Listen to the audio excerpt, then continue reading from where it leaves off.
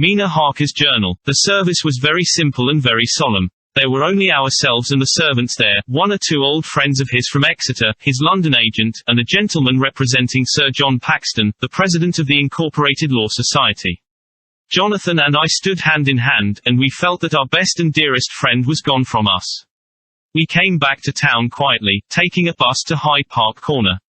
Jonathan thought it would interest me to go into the Row for a while, so we sat down, but there were very few people there, and it was sad-looking and desolate to see so many empty chairs. It made us think of the empty chair at home, so we got up and walked down Piccadilly. Jonathan was holding me by the arm, the way he used to in old days before I went to school. I felt it very improper, for you can't go on for some years teaching etiquette and decorum to other girls without the pedantry of it biting into yourself a bit, but it was Jonathan, and he was my husband, and we didn't know anybody who saw us and we didn't care if they did, so on we walked. I was looking at a very beautiful girl, in a big cartwheel hat, sitting in a Victoria outside Giuliano's, when I felt Jonathan clutch my arm so tight that he hurt me, and he said under his breath, "My God. I am always anxious about Jonathan, for I fear that some nervous fit may upset him again," so I turned to him quickly, and asked him what it was that disturbed him. He was very pale, and his eyes seemed bulging out as, half in terror and half in amazement, he gazed at a tall, thin man, with a beaky nose and black moustache and pointed beard, who was also observing the pretty girl. He was looking at her so hard that he did not see either of us, and so I had a good view of him. His face was not a good face, it was hard, and cruel, and sensual, and his big white teeth, that looked all the whiter because his lips were so red, were pointed like an animal's. Jonathan kept staring at him, till I was afraid he would notice. I feared he might take it ill, he looked so fierce and nasty. I asked Jonathan why he was disturbed, and he answered, evidently thinking that I knew as much about it as he did, "Do you see who it is?" "No, dear," I said, "I don't know him. Who is it?" His answer seemed to shock and thrill me, for it was said as if he did not know that it was to me, Mina, to whom he was speaking. "It is the man himself." The poor dear was evidently terrified at something, very greatly terrified. I do believe that if he had not had me to lean on and to support him he would have sunk down. He kept staring. A man came out of the shop with a small parcel, and gave it to the lady, who then drove off. The dark man kept his eyes fixed on her, and when the carriage moved up Piccadilly he followed in the same direction, and hailed a hansom. Jonathan kept looking after him, and said, as if to himself, "I believe it is the Count, but he has grown young. My God, if this be so. Oh, my God, if I only knew, if I only knew." He was distressing himself so much that I feared to keep his mind on the subject by asking him any questions, so I remained silent. I drew him away quietly, and he, holding my arm, came easily. We walked a little further, and then went in and sat for a while in the Green Park. It was a hot day for autumn, and there was a comfortable seat in a shady place. After a few minutes staring at nothing, Jonathan's eyes closed, and he went quietly into a sleep, with his head on my shoulder.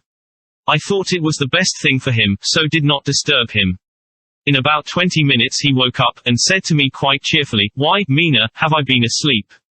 Oh, do forgive me for being so rude. Come, and we'll have a cup of tea somewhere." He had evidently forgotten all about the dark stranger, as in his illness he had forgotten all that this episode had reminded him of. I don't like this lapsing into forgetfulness, it may make or continue some injury to the brain. I must not ask him, for fear I shall do more harm than good, but I must somehow learn the facts of his journey abroad. The time is come, I fear, when I must open that parcel, and know what is written. Oh, Jonathan, you will, I know, forgive me if I do wrong, but it is for your own dear sake. Later, a sad homecoming in every way, the house empty of the dear soul who was so good to us, Jonathan still pale and dizzy under a slight relapse of his malady, and now a telegram from Van Helsing, "Whoever he may be, you will be grieved to hear that Mrs. Westenra died 5 days ago, and that Lucy died the day before yesterday. They were both buried today. Oh, what a wealth of sorrow in a few words. Poor Mrs. Westenra, poor Lucy, gone, never to return to us. And poor Arthur, to have lost such sweetness out of his life. God help us all to bear our troubles.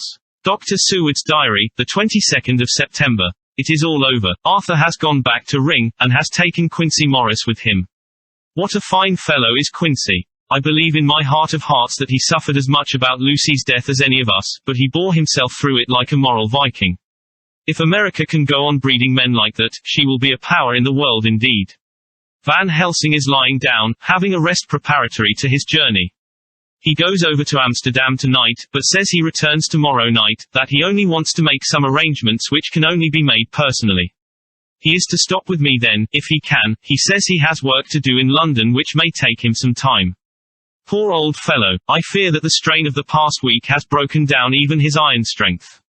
All the time of the burial he was, I could see, putting some terrible restraint on himself. When it was all over, we were standing beside Arthur, who, poor fellow, was speaking of his part in the operation where his blood had been transfused to his Lucy's veins. I could see Van Helsing's face grow white and purple by turns. Arthur was saying that he felt since then as if they two had been really married and that she was his wife in the sight of God. None of us said a word of the other operations, and none of us ever shall. Arthur and Quincy went away together to the station, and Van Helsing and I came on here. The moment we were alone in the carriage he gave way to a regular fit of hysterics. He has denied to me since that it was hysterics, and insisted that it was only his sense of humor asserting itself under very terrible conditions. He laughed till he cried, and I had to draw down the blinds lest anyone should see us and misjudge, and then he cried, till he laughed again, and laughed and cried together, just as a woman does. I tried to be stern with him, as one is to a woman under the circumstances, but it had no effect. Men and women are so different in manifestations of nervous strength or weakness. Then when his face grew grave and stern again I asked him why his mirth, and why at such a time. His reply was in a way characteristic of him, for it was logical and forceful and mysterious. He said, "Ah, you don't comprehend, friend John. Do not think that I am not sad, though I laugh. See, I have cried even when the laugh did choke me. But no more think that I am all sorry when I cry, for the laugh he come just the same. Keep it always with you that laughter who knock at your door and say, 'May I come in,' is not the true laughter. No, he is a king, and he come when and how he like. He ask no person, he choose no time of suitability. He say, 'I am here. Behold, in example I grieve my heart out for that so sweet young girl, I give my blood for her, though I am old and worn, I give my time, my skill, my sleep, I let my other sufferers want that so she may have all. And yet I can laugh at her very grave laugh when the clay from the spade of the sexton drop upon her coffin and say, thud, thud, to my heart, till it send back the blood from my cheek. My heart bleed for that poor boy, that dear boy, so of the age of mine own boy had I been so blessed that he live, and with his hair and eyes the same. There, you know now why I love him so. And yet when he say things that touch my husband heart to the quick, and make my father heart yearn to him as to no other man, not even to you, friend John, for we are more level in experiences than father and son, yet even at such moment king laugh he come to me and shout and bellow in my ear, here I am. Here I am, till the blood come dance back and bring some of the sunshine that he carry with him to my cheek.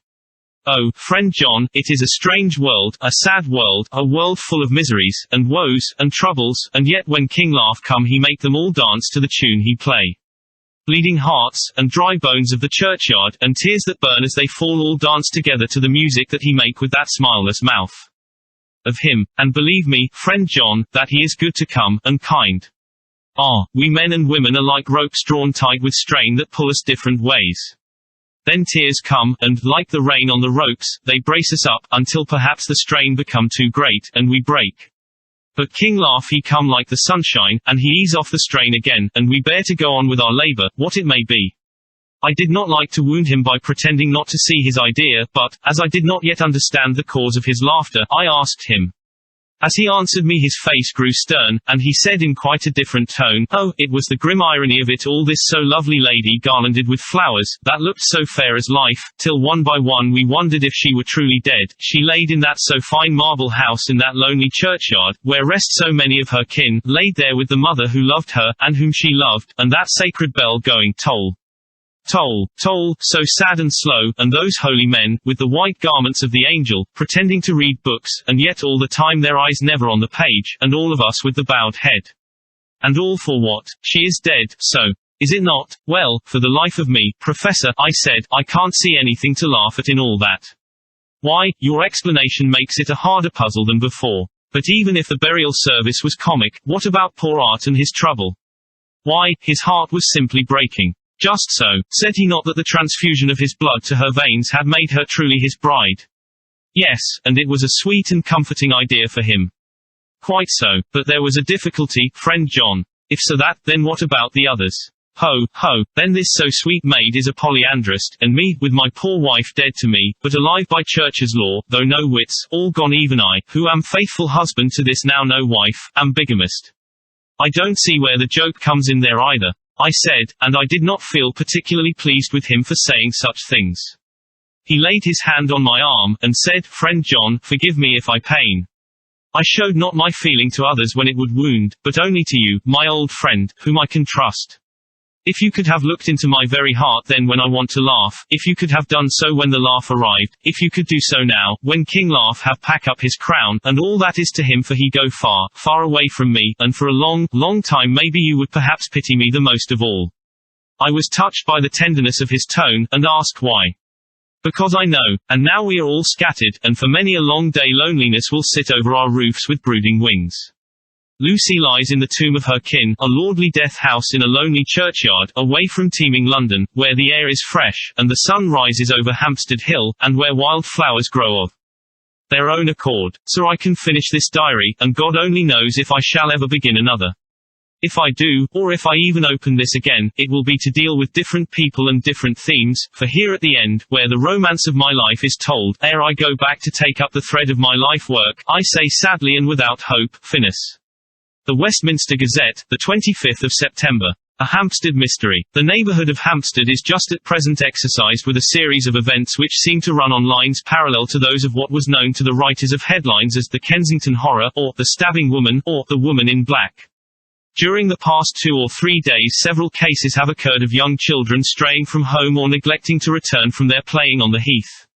In all these cases the children were too young to give any properly intelligible account of themselves, but the consensus of their excuses is that they had been with a bloofer lady. It has always been late in the evening when they have been missed, and on 2 occasions the children have not been found until early in the following morning. It is generally supposed in the neighbourhood that, as the first child missed gave us his reason for being away that a bloofer lady had asked him to come for a walk, the others had picked up the phrase and used it as occasion served. This is the more natural as the favourite game of the little ones at present is luring each other away by wiles. A correspondent writes us that to see some of the tiny tots pretending to be the bloofer lady is supremely funny. Some of our caricaturists might, he says, take a lesson in the irony of grotesque by comparing the reality and the picture. It is only in accordance with general principles of human nature that the bloofer lady should be the popular role at these alfresco performances. Our correspondent naively says that even Ellen Terry could not be so winningly attractive as some of these grubby-faced little children pretend and even imagine themselves to be. There is, however, possibly a serious side to the question, for some of the children, indeed all who have been missed at night, have been slightly torn or wounded in the throat. The wounds seem such as might be made by a rat or a small dog, and although of not much importance individually, would tend to show that whatever animal inflicts them has a system or method of its own. The police of the division have been instructed to keep a sharp lookout for straying children, especially when very young, in and around Hampstead Heath, and for any stray dog which may be about. The Westminster Gazette, the 25th of September. Extra special. The Hampstead Horror. Another child injured. The bloofer lady. We have just received intelligence that another child, missed last night, was only discovered late in the morning under a furze bush at the Shooters Hill side of Hampstead Heath, which is, perhaps, less frequented than the other parts. It has the same tiny wound in the throat as has been noticed in other cases. It was terribly weak, and looked quite emaciated. It too, when partially restored, had the common story to tell of being lured away by the bloofer lady. Chapter 14. Mina Harker's Journal, the 23rd of September. Jonathan is better after a bad night. I am so glad that he has plenty of work to do, for that keeps his mind off the terrible things, and oh, I am rejoiced that he is not now weighed down with the responsibility of his new position. I knew he would be true to himself, and now how proud I am to see my Jonathan rising to the height of his advancement and keeping pace in all ways with the duties that come upon him. He will be away all day till late, for he said he could not lunch at home. My household work is done, so I shall take his foreign journal, and lock myself up in my room and read it. The 24th of September. I hadn't the heart to write last night, that terrible record of Jonathan's upset me so. Poor dear, how he must have suffered, whether it be true or only imagination. I wonder if there is any truth in it at all. Did he get his brain fever, and then write all those terrible things, or had he some cause for it all? I suppose I shall never know, for I dare not open the subject to him. And yet that man we saw yesterday. He seemed quite certain of him. Poor fellow, I suppose it was the funeral upset him and sent his mind back on some train of thought. He believes it all himself. I remember how on our wedding day he said, unless some solemn duty come upon me to go back to the bitter hours, asleep or awake, mad or sane. There seems to be through it all some thread of continuity. That fearful Count was coming to London. If it should be, and he came to London, with his teeming millions. There may be a solemn duty, and if it come we must not shrink from it. I shall be prepared. I shall get my typewriter this very hour and begin transcribing. Then we shall be ready for other eyes if required. And if it be wanted, then, perhaps, if I am ready, poor Jonathan may not be upset, for I can speak for him and never let him be troubled or worried with it at all. If ever Jonathan quite gets over the nervousness he may want to tell me of it all, and I can ask him questions and find out things, and see how I may comfort him. Letter, Van Helsing to Mrs. Harker, the 24th of September, Confidence, Dear Madam, I pray you to pardon my writing, in that I am so far friend as that I sent to you sad news of Miss Lucy Westenra's death. By the kindness of Lord Godalming, I am empowered to read her letters and papers, for I am deeply concerned about certain matters vitally important. In 'em I find some letters from you, which show how great friends you were and how you love her. Oh, Madam Mina, by that love, I implore you, help me. It is for others' good that I ask to redress great wrong, and to lift much and terrible troubles that may be more great than you can know. May it be that I see you. You can trust me. I am friend of Dr. John Seward and of Lord Godalming, that was Arthur of Miss Lucy. I must keep it private for the present from all. I should come to Exeter to see you at once if you tell me I am privileged to come, and where and when. I implore your pardon, madam. I have read your letters to poor Lucy, and know how good you are and how your husband suffer, so I pray you, if it may be, enlighten him not, lest it may harm. Again your pardon, and forgive me. Van Helsing. Telegram, Mrs. Harker to Van Helsing, the 25th of September. Come today by 10:15 train if you can catch it.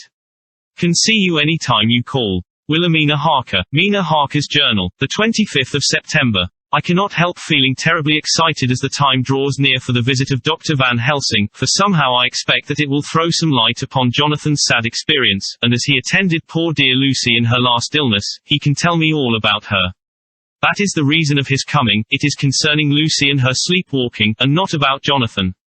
Then I shall never know the real truth now. How silly I am. That awful journal gets hold of my imagination and tinges everything with something of its own color. Of course it is about Lucy. That habit came back to the poor dear, and that awful night on the cliff must have made her ill. I had almost forgotten in my own affairs how ill she was afterwards. She must have told him of her sleepwalking adventure on the cliff, and that I knew all about it, and now he wants me to tell him what she knows, so that he may understand. I hope I did right in not saying anything of it to Mrs. Westenra. I should never forgive myself if any act of mine, were it even a negative one, brought harm on poor dear Lucy. I hope, too, Dr. Van Helsing will not blame me. I have had so much trouble and anxiety of late that I feel I cannot bear more just at present. I suppose a cry does us all good at times, clears the air as other rain does. Perhaps it was reading the journal yesterday that upset me, and then Jonathan went away this morning to stay away from me a whole day and night, the first time we have been parted since our marriage. I do hope the dear fellow will take care of himself, and that nothing will occur to upset him. It is 2 o'clock, and the doctor will be here soon now. I shall say nothing of Jonathan's journal unless he asks me. I am so glad I have typewritten out my own journal, so that, in case he asks about Lucy, I can hand it to him. It will save much questioning. Later, he has come and gone. Oh, what a strange meeting, and how it all makes my head whirl round. I feel like one in a dream. Can it be all possible, or even a part of it? If I had not read Jonathan's journal first, I should never have accepted even a possibility.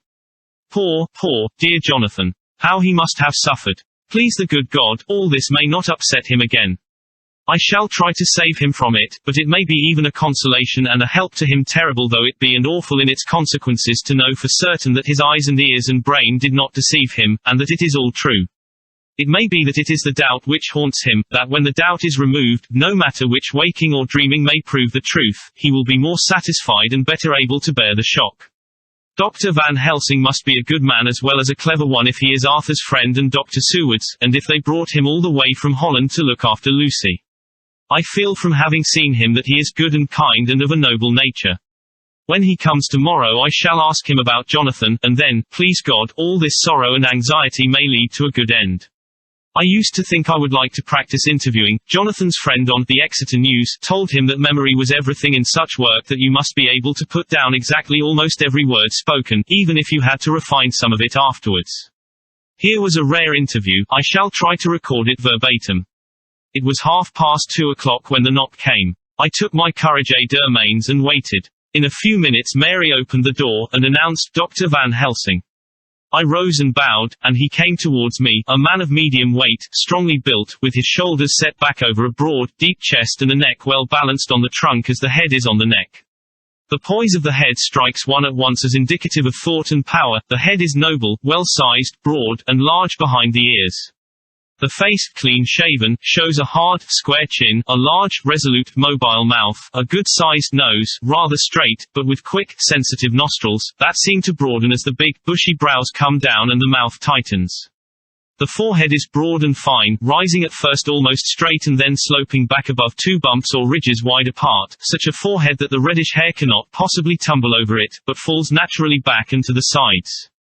Big, dark blue eyes are set widely apart, and are quick and tender or stern with the man's moods. He said to me, "Mrs. Harker, is it not?" I bowed assent. "That was Miss Mina Murray." Again I assented. "It is Mina Murray that I came to see. That was friend of that poor dear child Lucy Westenra." "Madam Mina, it is on account of the dead I come." "Sir," I said, "you could have no better claim on me than that you were a friend and helper of Lucy Westenra."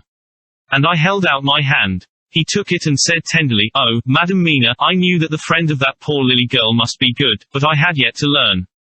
He finished his speech with a courtly bow. I asked him what it was that he wanted to see me about, so he at once began, "I have read your letters to Miss Lucy.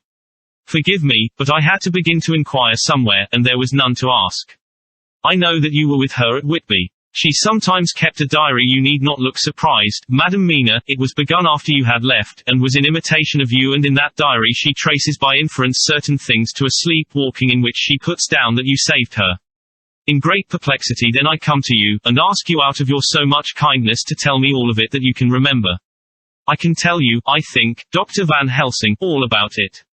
"Ah, then you have good memory for facts, for details." "It is not always so with young ladies." "No, doctor, but I wrote it all down at the time. I can show it to you if you like." "Oh, Madam Mina, I will be grateful, you will do me much favor."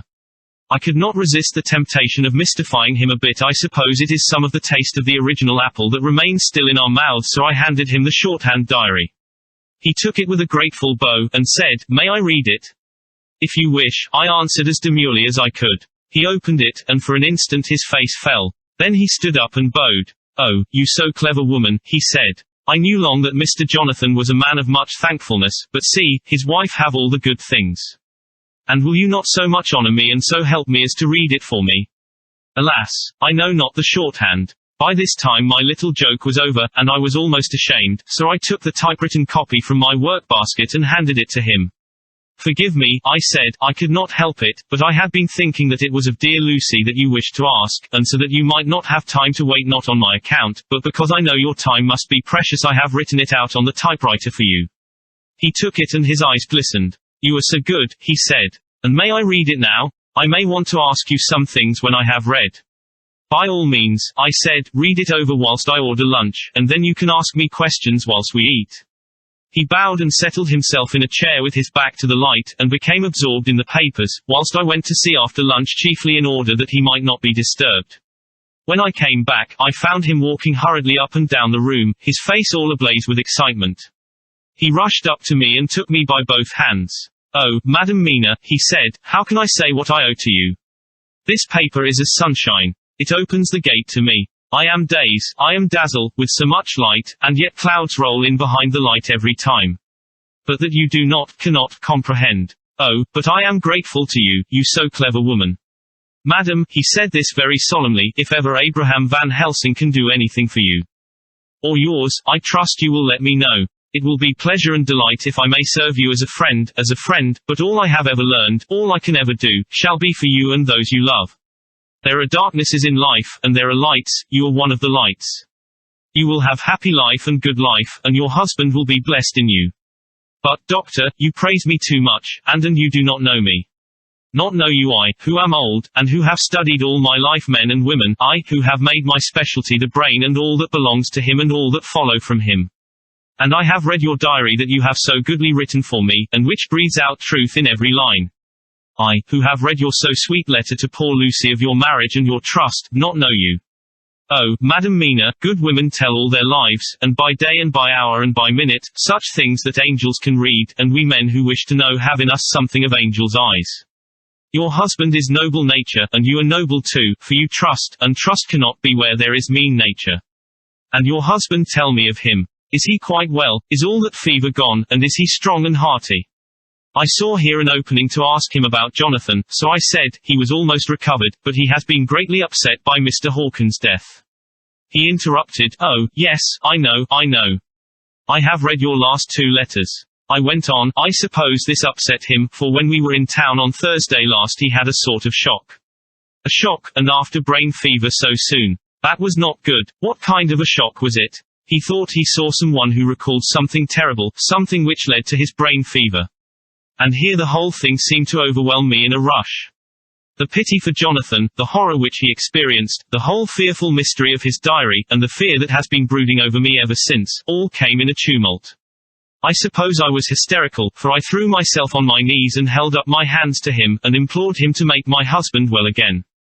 He took my hands and raised me up, and made me sit on the sofa, and sat by me. He held my hand in his, and said to me with, oh, such infinite sweetness, my life is a barren and lonely one, and so full of work that I have not had much time for friendships, but since I have been summoned to here by my friend John Seward I have known so many good people and seen such nobility that I feel more than ever, and it has grown with my advancing years the loneliness of my life.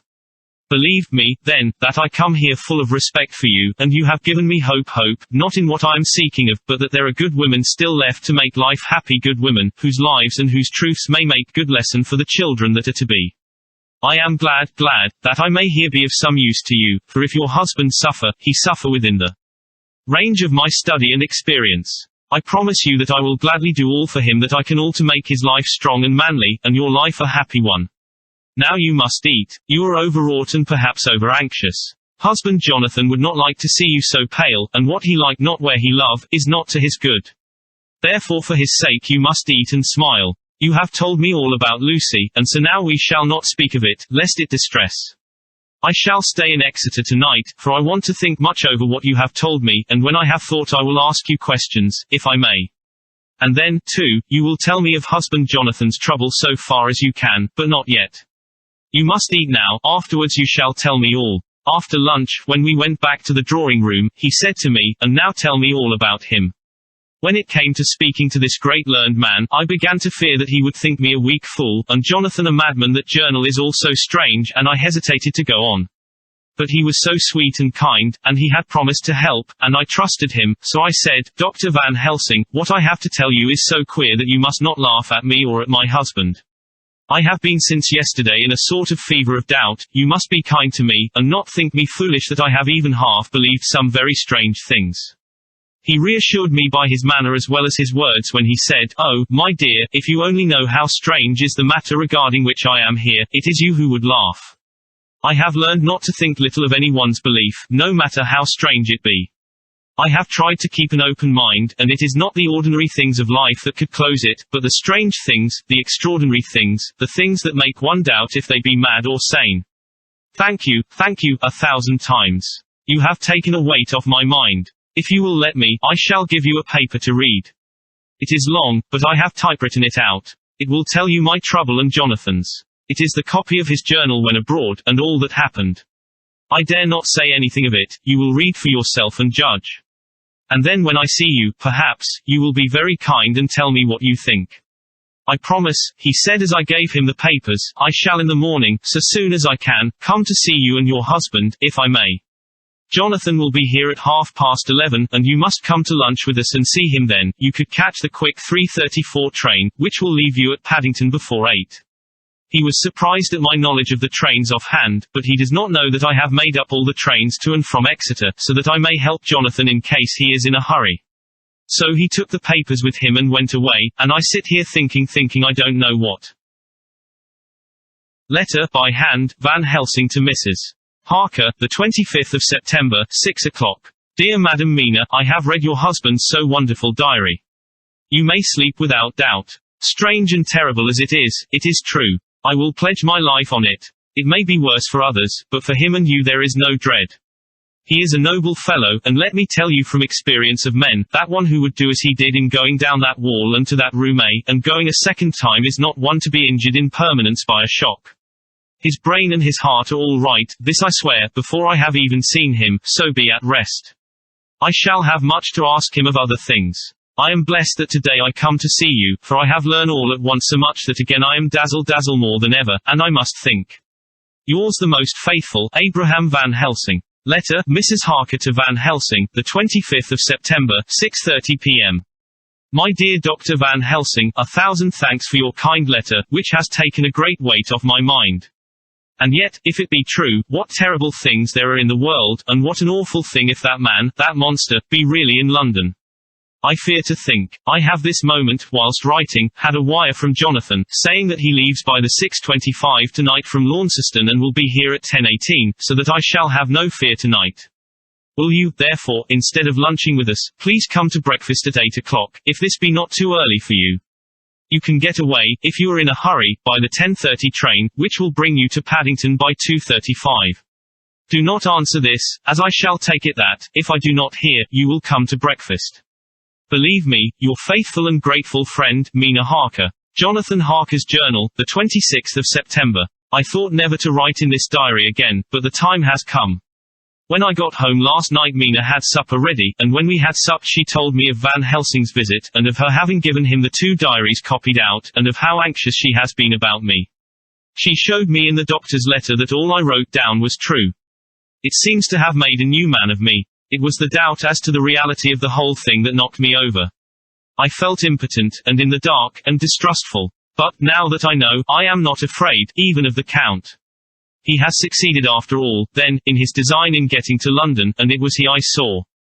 He has got younger, and how? Van Helsing is the man to unmask him and hunt him out, if he is anything like what Mina says. We sat late, and talked it all over. Mina is dressing, and I shall call at the hotel in a few minutes and bring him over.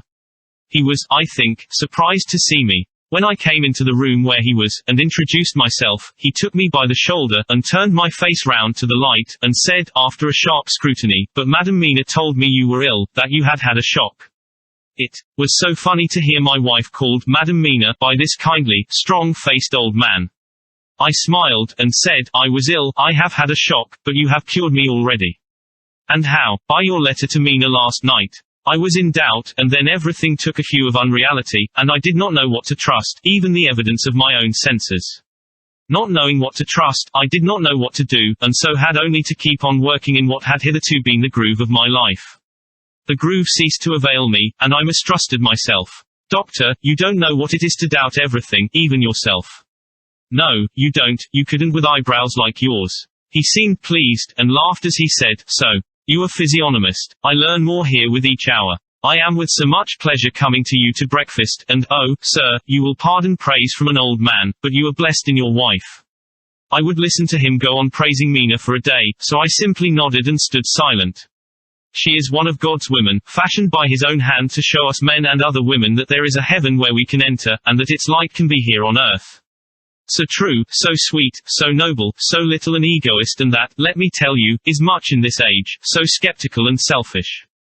And you, sir, I have read all the letters to poor Miss Lucy, and some of them speak of you, so I know you since some days from the knowing of others, but I have seen your true self since last night. You will give me your hand, will you not? And let us be friends for all our lives. We shook hands, and he was so earnest and so kind that it made me quite choky. "And now," he said, "may I ask you for some more help? I have a great task to do, and at the beginning it is to know. You can help me here. Can you tell me what went before your going to Transylvania? Later on I may ask more help, and of a different kind, but at first this will do." "Look here, sir," I said, "does what you have to do concern the Count?" "It does," he said solemnly. "Then I am with you heart and soul. As you go by the 10:30 train, you will not have time to read them, but I shall get the bundle of papers. You can take them with you and read them in the train." After breakfast I saw him to the station. When we were parting he said, "Perhaps you will come to town if I send to you, and take Madam Mina too." "We shall both come when you will," I said. I had got him the morning papers and the London papers of the previous night, and while we were talking at the carriage window, waiting for the train to start, he was turning them over. His eyes suddenly seemed to catch something in one of them, the Westminster Gazette. I knew it by the colour, and he grew quite white. He read something intently, groaning to himself, Mein Gott, so soon, so soon." I do not think he remembered me at the moment. Just then the whistle blew, and the train moved off. This recalled him to himself, and he leaned out of the window and waved his hand, calling out, "Love to Madam Mina, I shall write so soon as ever I can." Dr. Seward's Diary, the 26th of September. Truly there is no such thing as finality. Not a week since I said, "Finis," and yet here I am starting fresh again, or rather going on with the same record. Until this afternoon I had no cause to think of what is done. Renfield had become, to all intents, as sane as he ever was. He was already well ahead with his fly business, and he had just started in the spider line also, so he had not been of any trouble to me. I had a letter from Arthur, written on Sunday, and from it I gather that he is bearing up wonderfully well. Quincy Morris is with him, and that is much of a help, for he himself is a bubbling well of good spirits. Quincy wrote me a line too, and from him I hear that Arthur is beginning to recover something of his old buoyancy, so as to them all my mind is at rest. As for myself, I was settling down to my work with the enthusiasm which I used to have for it, so that I might fairly have said that the wound which poor Lucy left on me was becoming cicatrized. Everything is, however, now reopened, and what is to be the end God only knows. I have an idea that Van Helsing thinks he knows, too, but he will only let out enough at a time to whet curiosity. He went to Exeter yesterday, and stayed there all night. Today he came back, and almost bounded into the room at about 5:30, and thrust last night's Westminster Gazette into my hand. "What do you think of that?" he asked as he stood back and folded his arms. I looked over the paper, for I really did not know what he meant, but he took it from me and pointed out a paragraph about children being decoyed away at Hampstead. It did not convey much to me, until I reached a passage where it described small punctured wounds on their throats. An idea struck me, and I looked up. "Well," he said, "it is like poor Lucy's." "And what do you make of it?" "Simply that there is some cause in common. Whatever it was that injured her has injured them." I did not quite understand his answer. "That is true indirectly, but not directly." "How do you mean, Professor?" I asked. I was a little inclined to take his seriousness lightly, for, after all, 4 days of rest and freedom from burning, harrowing anxiety does help to restore one's spirits, but when I saw his face, it sobered me. Never, even in the midst of our despair about poor Lucy, had he looked more stern. "Tell me," I said. "I can hazard no opinion. I do not know what to think, and I have no data on which to found a conjecture. Do you mean to tell me, friend John, that you have no suspicion as to what poor Lucy died of, not after all the hints given, not only by events, but by me? Of nervous prostration following on great loss or waste of blood. And how the blood lost or waste?" I shook my head. He stepped over and sat down beside me. And went on, "You a clever man, friend John, you reason well, and your wit is bold, but you are too prejudiced. You do not let your eyes see nor your ears hear, and that which is outside your daily life is not of account to you. Do you not think that there are things which you cannot understand, and yet which are, that some people see things that others cannot? But there are things old and new which must not be contemplated by men's eyes, because they know or think they know some things which other men have told them. It is the fault of our science that it wants to explain all, and if it explain not, then it says there is nothing to explain. But yet we see around us every day the growth of new beliefs, which think themselves new, and which are yet but the old, which pretend to be young like the fine ladies at the opera. I suppose now you do not believe in corporeal transference. No, nor in materialization. No, nor in astral bodies. No, nor in the reading of thought. No, nor in hypnotism. Yes, I said. Charcot has proved that pretty well. He smiled as he went on. Then you are satisfied as to it? Yes, and of course then you understand how it act, and can follow the mind of the great Charcot, alas that he is no more. Into the very soul of the patient that he influence. No, then, friend John, am I to take it that you simply accept fact, and are satisfied to let from premise to conclusion be a blank? No, then tell me, for I am student of the brain, how you accept the hypnotism and reject the thought reading. Let me tell you, my friend, that there are things done today in electrical science which would have been deemed unholy by the very men who discovered electricity, who would themselves not so long before have been burned as wizards. There are always mysteries in life. Why was it that Methuselah lived 900 years, and old Pa 169, and yet that poor Lucy, with 4 men's blood in her poor veins, could not live even one day? For, had she lived one more day, we could have saved her. Do you know all the mystery of life and death? Do you know the altogether of comparative anatomy and can say wherefore the qualities of brutes are in some men, and not in others? Can you tell me why, when other spiders die small and soon, that one great spider lived for centuries in the tower of the old Spanish church and grew, till, on descending, he could drink the oil of all the church lamps? Can you tell me why in the Pampas, and elsewhere, there are bats that come at night and open the veins of cattle and horses and suck dry their veins, how in some islands of the western seas there are bats which hang on the trees all day, and those who have seen describe as like giant nuts or pods, and that when the sailors sleep on the deck, because that it is hot, flit down on them, and then in the morning are found dead men, white as even Miss Lucy was. Good God, Professor, I said, starting up, do you mean to tell me that Lucy was bitten by such a bat, and that such a thing is here in London in the 19th century? He waved his hand for silence, and went on, can you tell me why the tortoise lives more long than generations of men, why the elephant goes on and on till he have seen dynasties, and why the parrot never die only of bite of cat or dog or other complaint? Can you tell me why men believe in all ages and places that there are some few who live on always if they be permit, that there are men and women who cannot die? We all know because science has vouched for the fact that there have been toads shut up in rocks for thousands of years, shut in one so small hole that only hold him since the youth of the world. Can you tell me how the Indian fakir can make himself to die and have been buried, and his grave sealed and corn sowed on it, and the corn reaped and be cut and sown and reaped and cut again, and then men come and take away the unbroken seal, and that there lie the Indian fakir, not dead, but that rise up and walk amongst them as before? Here I interrupted him. I was getting bewildered, he so crowded on my mind his list of nature's eccentricities and possible impossibilities that my imagination was getting fired. I had a dim idea that he was teaching me some lesson, as long ago he used to do in his study at Amsterdam, but he used then to tell me the thing, so that I could have the object of thought in mind all the time. But now I was without this help, yet I wanted to follow him, so I said, Professor, let me be your pet student again. Tell me the thesis, so that I may apply your knowledge as you go on. At present I am going in my mind from point to point as a madman, and not a sane one, follows an idea. I feel like a novice lumbering through a bog in a mist, jumping from one tussock to another in the mere blind effort to move on without knowing where I am going.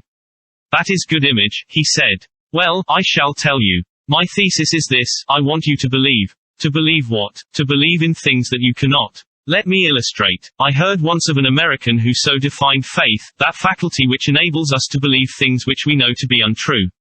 For one, I follow that man. He meant that we shall have an open mind, and not let a little bit of truth check the rush of a big truth, like a small rock does a railway truck.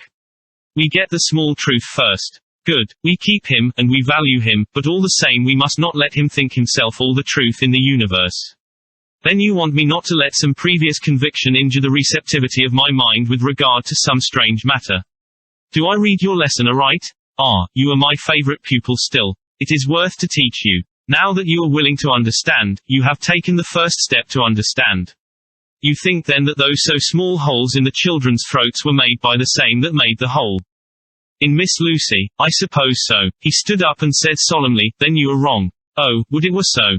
But alas, no, it is worse, far, far worse. In God's name, Professor Van Helsing, what do you mean? I cried. He threw himself with a despairing gesture into a chair, and placed his elbows on the table, covering his face with his hands as he spoke. They were made by Miss Lucy. Chapter 15 Drive. Seward's diary continued. For a while sheer anger mastered me, it was as if he had during her life struck Lucy on the face. I smote the table hard and rose up as I said to him, Dr. Van Helsing, are you mad? He raised his head and looked at me, and somehow the tenderness of his face calmed me at once. Would I were, he said. Madness were easy to bear compared with truth like this. Oh, my friend, why, think you, did I go so far round, why take so long to tell you so simple a thing? Was it because I hate you and have hated you all my life? Was it because I wished to give you pain? Was it that I wanted, now so late, revenge for that time when you saved my life, and from a fearful death? Ah no, forgive me, said I. He went on, my friend, it was because I wished to be gentle in the breaking to you, for I know you have loved that so sweet lady. But even yet I do not expect you to believe. It is so hard to accept at once any abstract truth, that we may doubt such to be possible when we have always believed that no, of it is more hard still to accept so sad a concrete truth, and of such a one as Miss Lucy. Tonight I go to prove it. Dare you come with me? This staggered me. A man does not like to prove such a truth. Byron accepted from the category, jealousy. And prove the very truth he most abhorred. He saw my hesitation, and spoke. The logic is simple, no madman's logic this time, jumping from tussock to tussock in a misty bog. If it be not true, then proof will be relief, at worst it will not harm. If it be true, there is the dread, yet very dread should help my cause, for in it is some need of belief. Come, I tell you what I propose, first, that we go off now and see that child in the hospital. Dr. Vincent, of the North Hospital, where the papers say the child is friend of mine, and I think of yours since you were in class at Amsterdam. He will let 2 scientists see his case, if he will not let 2 friends. We shall tell him nothing, but only that we wish to learn. And then, he took a key from his pocket and held it up. And then we spend the night, you and I, in the churchyard where Lucy lies. This is the key that locked the tomb. I had it from the coffin man to give to Arthur. My heart sank within me, for I felt that there was some fearful ordeal before us. I could do nothing, however, so I plucked up what heart I could and said that we had better hasten, as the afternoon was passing. We found the child awake. It had had a sleep and taken some food, and altogether was going on well. Dr. Vincent took the bandage from its throat, and showed us the punctures. There was no mistaking the similarity to those which had been on Lucy's throat. They were smaller, and the edges looked fresher, that was all. We asked Vincent to what he attributed them, and he replied that it must have been a bite of some animal, perhaps a rat, but, for his own part, he was inclined to think that it was one of the bats which are so numerous on the northern heights of London. Out of so many harmless ones, he said, there may be some wild specimen from the south of a more malignant species. Some sailor may have brought one home, and it managed to escape, or even from the zoological gardens a young one may have got loose, or one be bred there from a vampire. These things do occur, you know. Only 10 days ago a wolf got out, and was, I believe, traced up in this direction. For a week after, the children were playing nothing but Red Riding Hood on the heath and in every alley in the place until this Bloofer lady scare came along, since when it has been quite a gala time with them. Even this poor little mite, when he woke up today, asked the nurse if he might go away. When she asked him why he wanted to go, he said he wanted to play with the Bloofer lady. I hope, said Van Helsing, that when you are sending the child home you will caution its parents to keep strict watch over it. These fancies to stray are most dangerous, and if the child were to remain out another night, it would probably be fatal. But in any case I suppose you will not let it away for some days. Certainly not for a week at least, longer if the wound is not healed. Our visit to the hospital took more time than we had reckoned on, and the sun had dipped before we came out. When Van Helsing saw how dark it was, he said, there is no hurry. It is more late than I thought. Come, let us seek somewhere that we may eat, and then we shall go on our way. We dined at Jack Straw's castle, along with a little crowd of bicyclists and others who were genially noisy. About 10 o'clock we started from the inn. It was then very dark, and the scattered lamps made the darkness greater when we were once outside their individual radius. The professor had evidently noted the road we were to go, for he went on unhesitatingly, but, as for me, I was in quite a mix-up as to locality. As we went further, we met fewer and fewer people, till at last we were somewhat surprised when we met even the patrol of horse police going the usual suburban round. At last we reached the wall of the churchyard, which we climbed over. With some little difficulty, for it was very dark, and the whole place seemed so strange to us, we found the Westminster tomb. The professor took the key, opened the creaky door, and standing back, politely, but quite unconsciously, motioned me to precede him. There was a delicious irony in the offer, in the courtliness of giving preference on such a ghastly occasion. My companion followed me quickly, and cautiously drew the door to, after carefully ascertaining that the lock was a falling, and not a spring, one. In the latter case we should have been in a bad plight. Then he fumbled in his bag, and taking out a matchbox and a piece of candle, proceeded to make a light.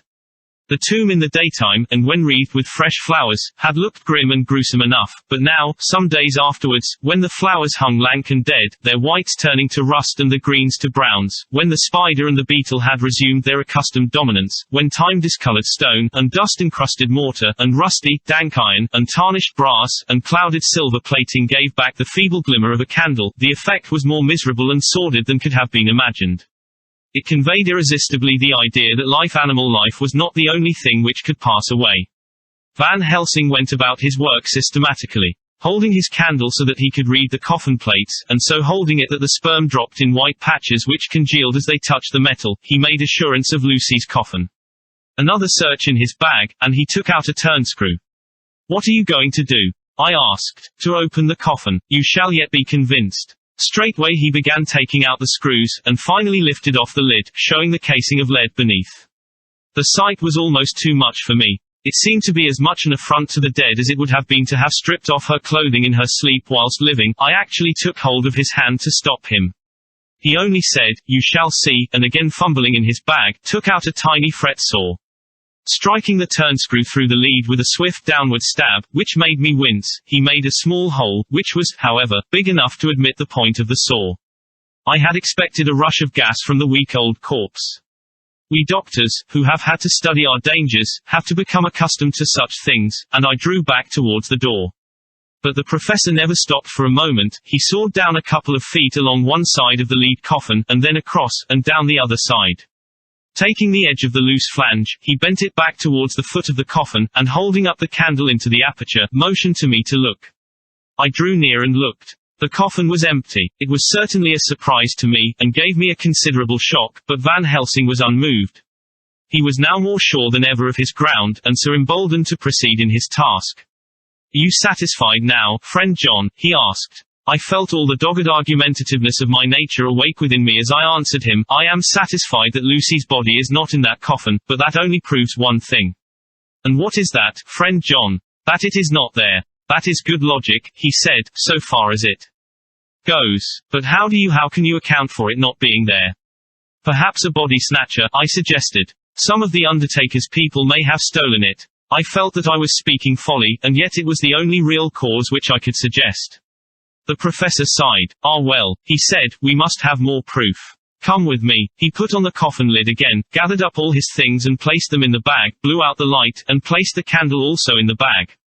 We opened the door, and went out. Behind us he closed the door and locked it. He handed me the key, saying, "Will you keep it?"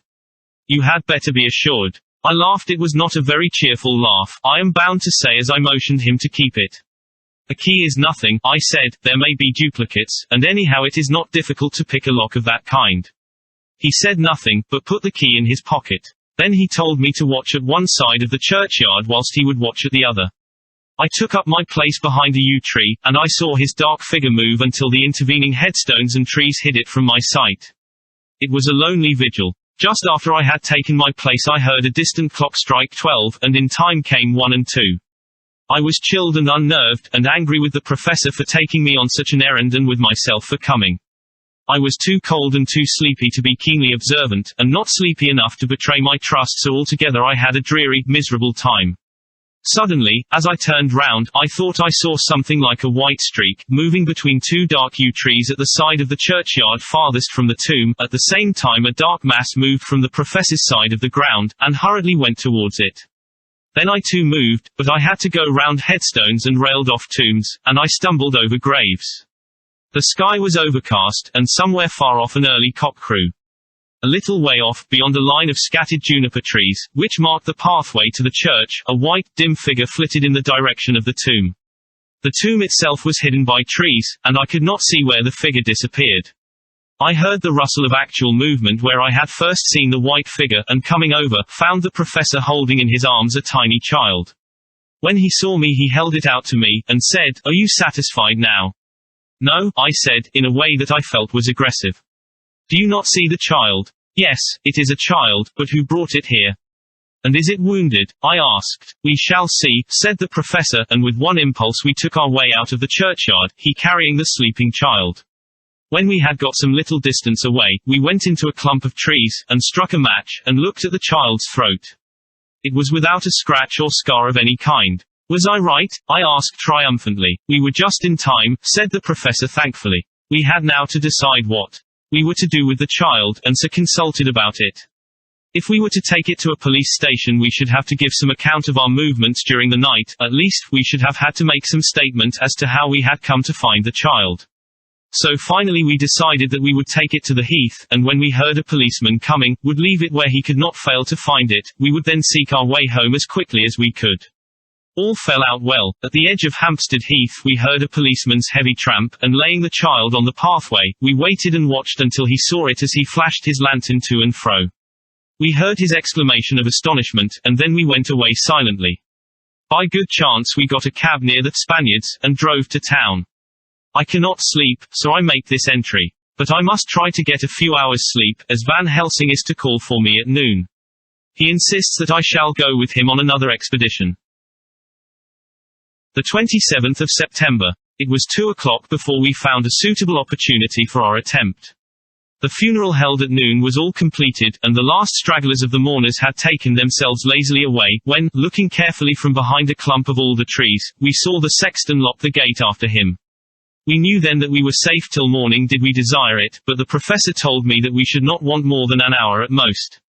Again I felt that horrid sense of the reality of things, in which any effort of imagination seemed out of place, and I realized distinctly the perils of the law which we were incurring in our unhallowed work.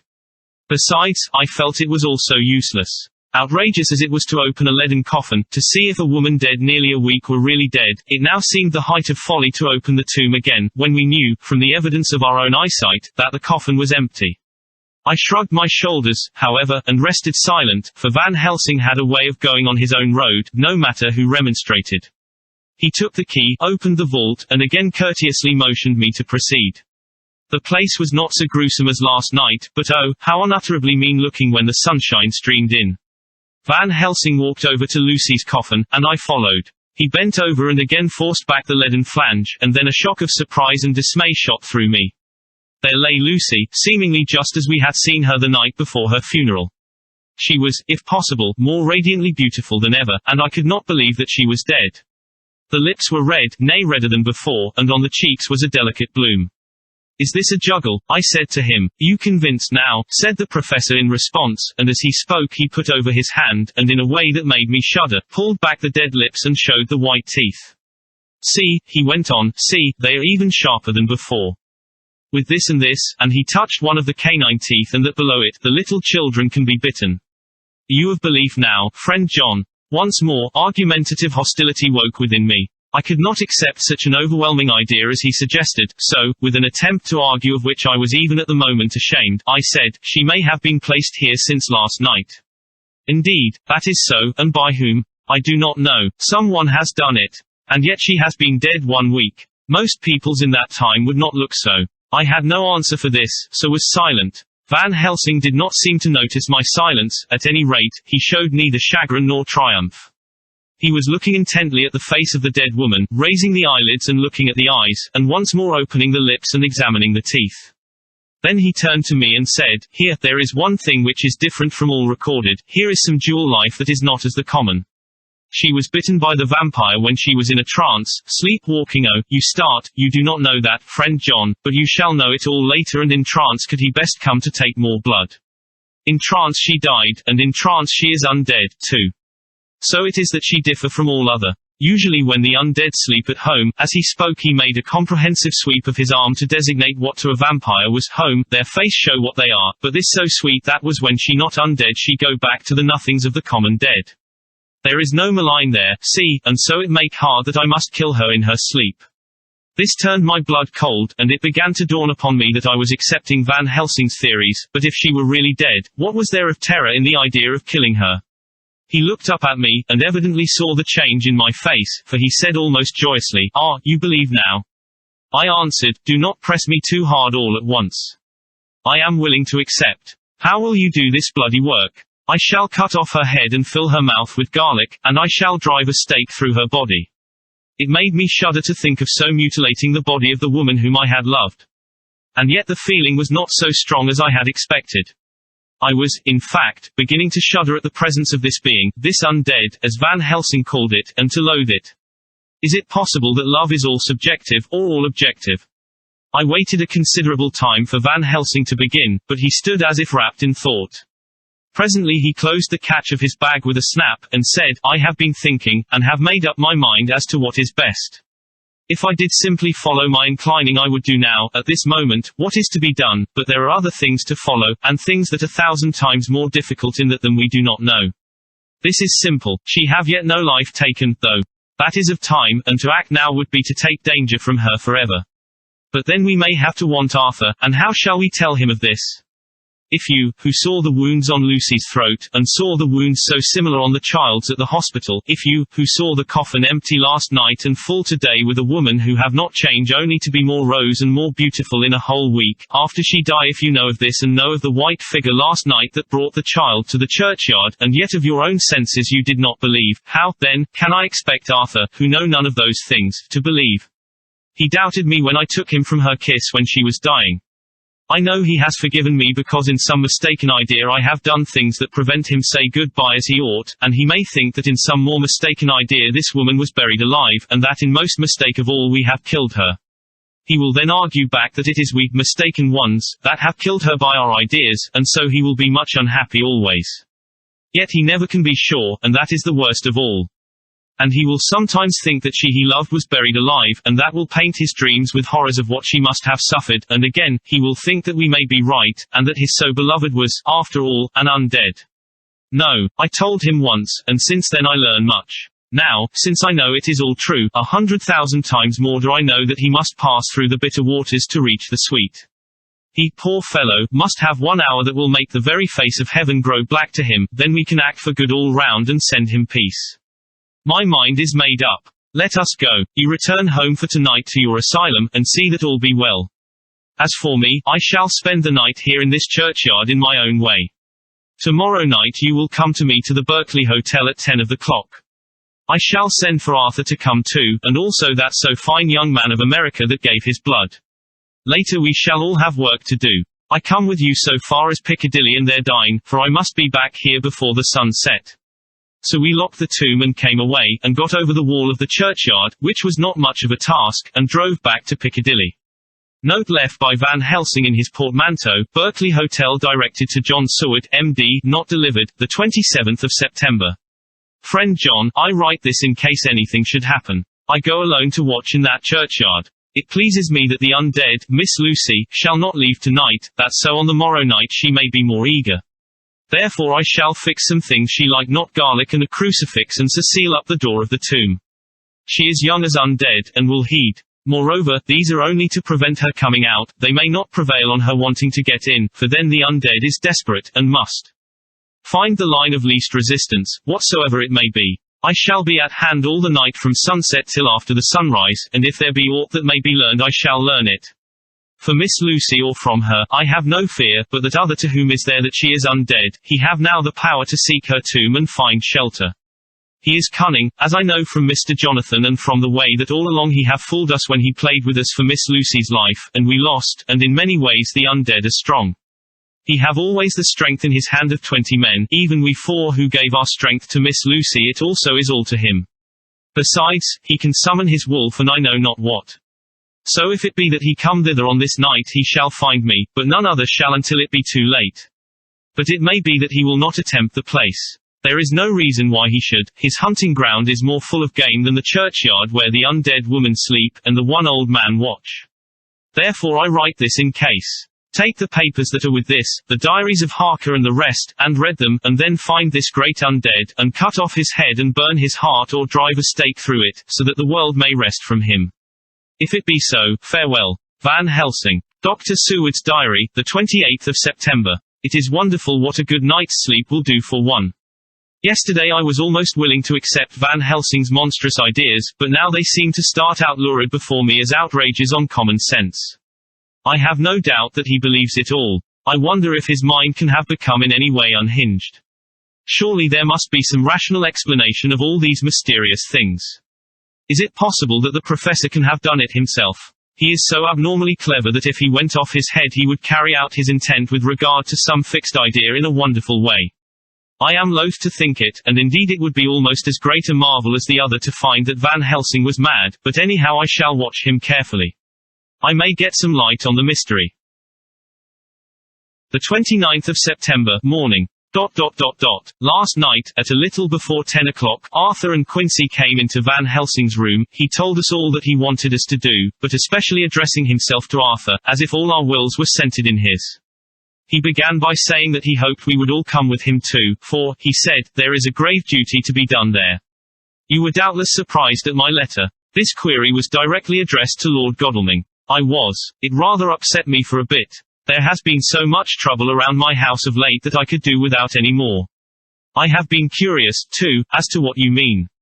Quincy and I talked it over, but the more we talked, the more puzzled we got, till now I can say for myself that I'm about up a tree as to any meaning about anything.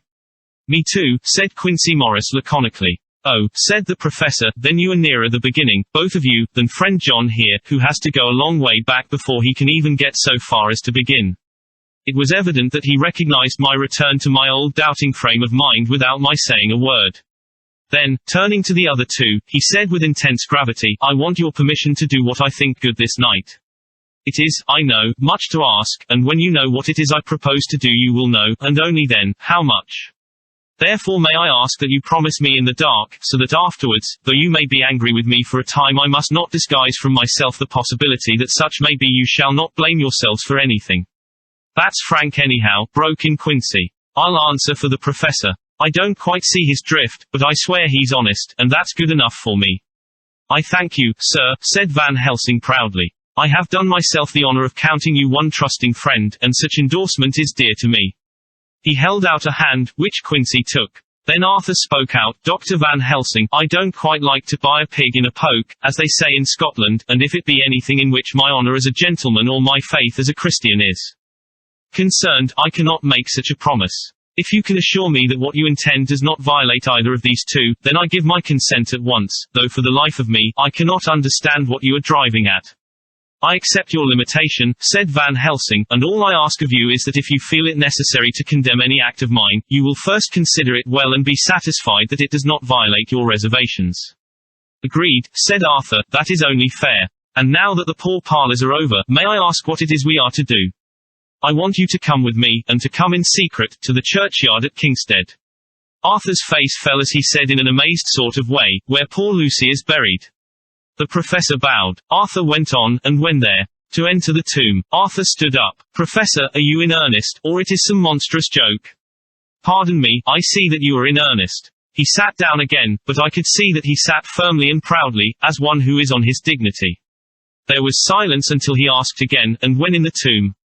To open the coffin. This is too much, he said, angrily rising again. I am willing to be patient in all things that are reasonable, but in this desecration of the grave of one who, he fairly choked with indignation. The professor looked pityingly at him. If I could spare you one pang, my poor friend, he said, God knows I would. But this night our feet must tread in thorny paths, or later, and forever, the feet you love must walk in paths of flame. Arthur looked up with set white face and said, Take care, sir, take care. Would it not be well to hear what I have to say, said Van Helsing. And then you will at least know the limit of my purpose. Shall I go on? That's fair enough, broke in Morris. After a pause Van Helsing went on, evidently with an effort, Miss Lucy is dead, is it not so? Yes. Then there can be no wrong to her. But if she be not dead, Arthur jumped to his feet. Good God, he cried. What do you mean? Has there been any mistake? Has she been buried alive? He groaned in anguish that not even hope could soften. I did not say she was alive, my child, I did not think it. I go no further than to say that she might be undead. Undead, not alive, what do you mean? Is this all a nightmare, or what is it? There are mysteries which men can only guess at, which age by age they may solve only in part. Believe me, we are now on the verge of one. But I have not done. May I cut off the head of dead Miss Lucy? Heavens and earth, no, cried Arthur in a storm of passion. Not for the wide world will I consent to any mutilation of her dead body. Dr. Van Helsing, you try me too far. What have I done to you that you should torture me so? What did that poor, sweet girl do that you should want to cast such dishonor on her grave? Are you mad to speak such things, or am I mad to listen to them? Don't dare to think more of such a desecration. I shall not give my consent to anything you do. I have a duty to do in protecting her grave from outrage, and, by God, I shall do it. Van Helsing rose up from where he had all the time been seated, and said, gravely and sternly, My Lord Godalming, I, too, have a duty to do, a duty to others, a duty to you, a duty to the dead, and, by God, I shall do it. All I ask you now is that you come with me, that you look and listen, and if when later I make the same request you do not be more eager for its fulfillment even than I am, then I shall do my duty, whatever it may seem to me. And then, to follow of your lordship's wishes I shall hold myself at your disposal to render an account to you, when and where you will. His voice broke a little, and he went on with a voice full of pity, but, I beseech you, do not go forth in anger with me. In a long life of acts which were often not pleasant to do, and which sometimes did wring my heart, I have never had so heavy a task as now. Believe me that if the time comes for you to change your mind towards me, one look from you will wipe away all this so sad hour, for I would do what a man can to save you from sorrow. Just think, for why should I give myself so much of labor and so much of sorrow? I have come here from my own land to do what I can of good, at the first to please my friend John, and then to help a sweet young lady, whom, too, I came to love. For her I am ashamed to say so much, but I say it in kindness I gave what you gave, the blood of my veins, I gave it, I, who was not, like you, her lover, but only her physician and her friend. I gave to her my nights and days before death, after death, and if my death can do her good even now, when she is the dead undead, she shall have it freely. He said this with a very grave, sweet pride, and Arthur was much affected by it. He took the old man's hand and said in a broken voice, Oh, it is hard to think of it, and I cannot understand, but at least I shall go with you and wait. Chapter 16 Drive. Seward's diary continued. It was just 12:15 o'clock when we got into the churchyard over the low wall. The night was dark with occasional gleams of moonlight between the rents of the heavy clouds that scudded across the sky. We all kept somehow close together, with Van Helsing slightly in front as he led the way. When we had come close to the tomb I looked well at Arthur, for I feared that the proximity to a place laden with so sorrowful a memory would upset him, but he bore himself well. I took it that the very mystery of the proceeding was in some way a counteractant to his grief. The professor unlocked the door, and seeing a natural hesitation amongst us for various reasons, solved the difficulty by entering first himself. The rest of us followed, and he closed the door. He then lit a dark lantern and pointed to the coffin. Arthur stepped forward hesitatingly. Van Helsing said to me, You were with me here yesterday. Was the body of Miss Lucy in that coffin? It was. The professor turned to the rest saying, You hear, and yet there is no one who does not believe with me. He took his screwdriver and again took off the lid of the coffin. Arthur looked on, very pale but silent. When the lid was removed he stepped forward. He evidently did not know that there was a leaden coffin, or, at any rate, had not thought of it. When he saw the rent in the lid, the blood rushed to his face for an instant, but as quickly fell away again, so that he remained of a ghastly whiteness. He was still silent. Van Helsing forced back the leaden flange, and we all looked in and recoiled. The coffin was empty. For several minutes no one spoke a word. The silence was broken by Quincy Morris. Professor, I answered for you. Your word is all I want. I wouldn't ask such a thing ordinarily. I wouldn't so dishonor you as to imply a doubt, but this is a mystery that goes beyond any honor or dishonor. Is this your doing? I swear to you by all that I hold sacred that I have not removed nor touched her. What happened was this: 2 nights ago my friend Seward and I came here with good purpose, believe me. I opened that coffin, which was then sealed up, and we found it, as now, empty. We then waited, and saw something white come through the trees. The next day we came here in daytime, and she lay there. Did she not, friend John? Yes. That night we were just in time. One more so small child was missing, and we find it, thank God, unharmed amongst the graves. Yesterday I came here before sundown, for at sundown the undead can move. I waited here all the night till the sun rose, but I saw nothing. It was most probable that it was because I had laid over the clamps of those doors garlic, which the undead cannot bear, and other things which they shun. Last night there was no exodus, so tonight before the sundown I took away my garlic and other things. And so it is we find this coffin empty. But bear with me, so far there is much that is strange. Wait you with me outside, unseen and unheard, and things much stranger are yet to be. So, here he shut the dark slide of his lantern, now to the outside. He opened the door, and we filed out, he coming last and locking the door behind him. Oh, but it seemed fresh and pure in the night air after the terror of that vault. How sweet it was to see the clouds race by, and the passing gleams of the moonlight between the scudding clouds crossing and passing like the gladness and sorrow of a man's life. How sweet it was to breathe the fresh air, that had no taint of death and decay. How humanizing to see the red lighting of the sky beyond the hill, and to hear far away the muffled roar that marks the life of a great city. Each in his own way was solemn and overcome. Arthur was silent, and was, I could see, striving to grasp the purpose and the inner meaning of the mystery. I was myself tolerably patient, and half inclined again to throw aside doubt and to accept Van Helsing's conclusions. Quincey Morris was phlegmatic in the way of a man who accepts all things, and accepts them in the spirit of cool bravery, with hazard of all he has to stake. Not being able to smoke, he cut himself a good-sized plug of tobacco and began to chew. As to Van Helsing, he was employed in a definite way. First he took from his bag a mass of what looked like thin, wafer-like biscuit, which was carefully rolled up in a white napkin. Next he took out a double handful of some whitish stuff, like dough or putty. He crumbled the wafer up fine and worked it into the mass between his hands. This he then took, and rolling it into thin strips, began to lay them into the crevices between the door and its setting in the tomb. I was somewhat puzzled at this, and being close, asked him what it was that he was doing.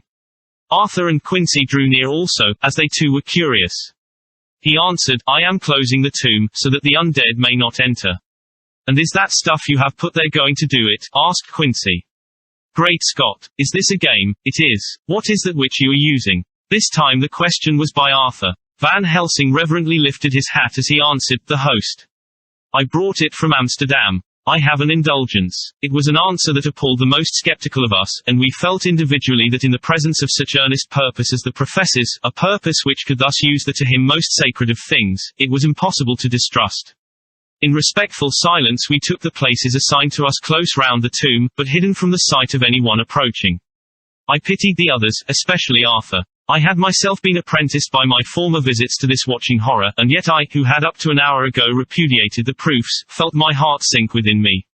Never did tombs look so ghastly white, never did cypress, or yew, or juniper so seem the embodiment of funereal gloom, never did tree or grass wave or rustle so ominously, never did bough creak so mysteriously, and never did the far-away howling of dogs send such a woeful presage through the night. There was a long spell of silence, a big aching void, and then from the professor a keen SSSS. He pointed, and far down the avenue of yews we saw a white figure advance, a dim white figure, which held something dark at its breast. The figure stopped, and at the moment a ray of moonlight fell upon the masses of driving clouds and showed in startling prominence a dark-haired woman, dressed in the cerements of the grave. We could not see the face, for it was bent down over what we saw to be a fair-haired child. There was a pause and a sharp little cry, such as a child gives in sleep, or a dog as it lies before the fire and dreams. We were starting forward, but the professor's warning hand, seen by us as he stood behind a yew tree, kept us back, and then as we looked the white figure moved forwards again. It was now near enough for us to see clearly, and the moonlight still held.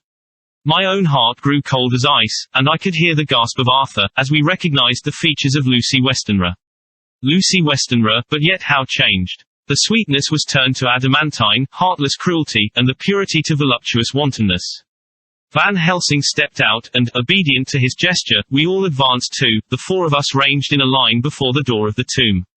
Van Helsing raised his lantern and drew the slide. By the concentrated light that fell on Lucy's face we could see that the lips were crimson with fresh blood, and that the stream had trickled over her chin and stained the purity of her lawn death robe. We shuddered with horror. I could see by the tremulous light that even Van Helsing's iron nerve had failed. Arthur was next to me, and if I had not seized his arm and held him up, he would have fallen. When Lucy, I call the thing that was before us Lucy because it bore her shape, saw us, she drew back with an angry snarl, such as a cat gives when taken unawares, then her eyes ranged over us. Lucy's eyes in form and color, but Lucy's eyes unclean and full of hell-fire, instead of the pure, gentle orbs we knew. At that moment the remnant of my love passed into hate and loathing. Had she then to be killed, I could have done it with savage delight. As she looked, her eyes blazed with unholy light, and the face became wreathed with a voluptuous smile. Oh, God, how it made me shudder to see it. With a careless motion, she flung to the ground, callous as a devil, the child that up to now she had clutched strenuously to her breast, growling over it as a dog growls over a bone. The child gave a sharp cry, and lay there moaning. There was a cold-bloodedness in the act which wrung a groan from Arthur. When she advanced to him with outstretched arms and a wanton smile, he fell back and hid his face in his hands. She still advanced, however, and with a languorous, voluptuous grace, said, "Come to me, Arthur. Leave these others and come to me. My arms are hungry for you. Come, and we can rest together. Come, my husband, come." There was something diabolically sweet in her tone, something of the tingling of glass when struck which rang through the brains even of us who heard the words addressed to another. As for Arthur, he seemed under a spell, moving his hands from his face, he opened wide his arms. She was leaping for them, when Van Helsing sprang forward and held between them his little golden crucifix. She recoiled from it, and, with a suddenly distorted face, full of rage, dashed past him as if to enter the tomb. When within a foot or two of the door, however, she stopped, as if arrested by some irresistible force. Then she turned, and her face was shown in the clear burst of moonlight and by the lamp, which had now no quiver from Van Helsing's iron nerves. Never did I see such baffled malice on a face, and never, I trust, shall such ever be seen again by mortal eyes.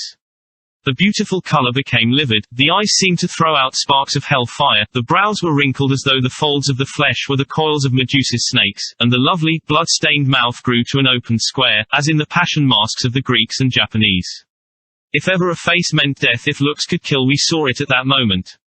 And so for full half a minute, which seemed an eternity, she remained between the lifted crucifix and the sacred closing of her means of entry. Van Helsing broke the silence by asking Arthur, "Answer me, oh my friend. Am I to proceed in my work?" Arthur threw himself on his knees, and hid his face in his hands, as he answered, "Do as you will, friend, do as you will. There can be no horror like this ever any more," and he groaned in spirit. Quincy and I simultaneously moved towards him, and took his arms. We could hear the click of the closing lantern as Van Helsing held it down. Coming close to the tomb, he began to remove from the chinks some of the sacred emblem which he had placed there. We all looked on in horrified amazement as we saw, when he stood back, the woman, with a corporeal body as real at that moment as our own, pass in through the interstice where scarce a knife blade could have gone. We all felt a glad sense of relief when we saw the professor calmly restoring the strings of putty to the edges of the door. When this was done, he lifted the child and said, "Come now, my friends, we can do no more till tomorrow. There is a funeral at noon, so here we shall all come before long after that. The friends of the dead will all be gone by 2, and when the sexton lock the gate we shall remain. Then there is more to do, but not like this of tonight. As for this little one, he is not much harm, and by tomorrow night he shall be well. We shall leave him where the police will find him, as on the other night, and then to home." Coming close to Arthur, he said, "My friend Arthur, you have had a sore trial, but after, when you look back, you will see how it was necessary. You are now in the bitter waters, my child. By this time tomorrow you will, please God, have passed them, and have drunk of the sweet waters, so do not mourn overmuch.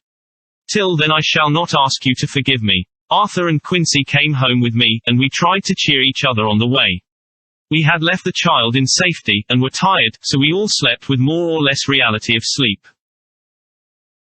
The 29th of September, night. A little before 12 o'clock we three, Arthur, Quincy Morris, and myself, called for the professor. It was odd to notice that by common consent we had all put on black clothes.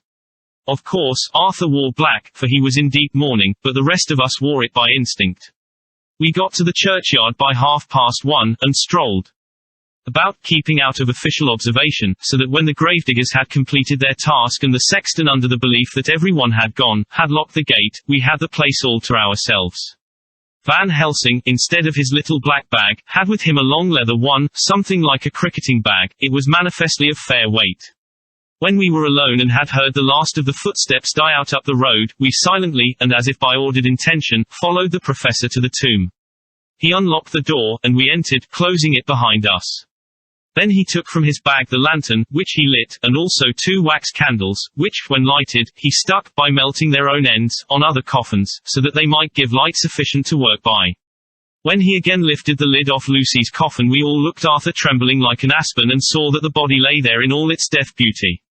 But there was no love in my own heart, nothing but loathing for the foul thing which had taken Lucy's shape without her soul. I could see even Arthur's face grow hard as he looked. Presently he said to Van Helsing, "Is this really Lucy's body, or only a demon in her shape? It is her body, and yet not it. But wait a while, and you all see her as she was, and is. She seemed like a nightmare of Lucy as she lay there, the pointed teeth, the blood-stained, voluptuous mouth, which it made one shudder to see, the whole carnal and unspiritual appearance, seeming like a devilish mockery of Lucy's sweet purity. Van Helsing, with his usual methodicalness, began taking the various contents from his bag and placing them ready for use. First he took out a soldering iron and some plumbing solder, and then a small oil lamp, which gave out, when lit in a corner of the tomb, gas which burned at fierce heat with a blue flame, then his operating knives, which he placed to hand, and last a round wooden stake, some 2.5 or 3 inches thick and about 3 feet long. One end of it was hardened by charring in the fire, and was sharpened to a fine point. With this stake came a heavy hammer, such as in households is used in the coal cellar for breaking the lumps. To me, a doctor's preparations for work of any kind are stimulating and bracing, but the effect of these things on both Arthur and Quincy was to cause them a sort of consternation. They both, however, kept their courage, and remained silent and quiet. When all was ready, Van Helsing said, "Before we do anything, let me tell you this, it is out of the law and experience of the ancients and of all those who have studied the powers of the undead. When they become such, there comes with the change the curse of immortality. They cannot die, but must go on age after age, adding new victims and multiplying the evils of the world, for all that die from the preying of the undead becomes themselves undead, and prey on their kind. And so the circle goes on ever widening, like as the ripples from a stone thrown in the water. Friend Arthur, if you had met that kiss which you know of before poor Lucy died, or again, last night when you opened your arms to her, you would in time, when you had died, have become Nosferatu, as they call it in Eastern Europe, and would all time make more of those undeads that so have fill us with horror. The career of this so unhappy dear lady is but just begun. Those children whose blood she suck are not as yet so much the worse, but if she live on, undead, more and more they lose their blood, and by her power over them they come to her, and so she draw their blood with that so wicked mouth. But if she die in truth, then all cease, the tiny wounds of the throats disappear, and they go back to their plays unknowing ever of what has been. But of the most blessed of all, when this now undead be made to rest as true dead, then the soul of the poor lady whom we love shall again be free. Instead of working wickedness by night and growing more debased in the assimilating of it by day, she shall take her place with the other angels. So that, my friend, it will be a blessed hand for her that shall strike the blow that sets her free. To this I am willing, but is there none amongst us who has a better right?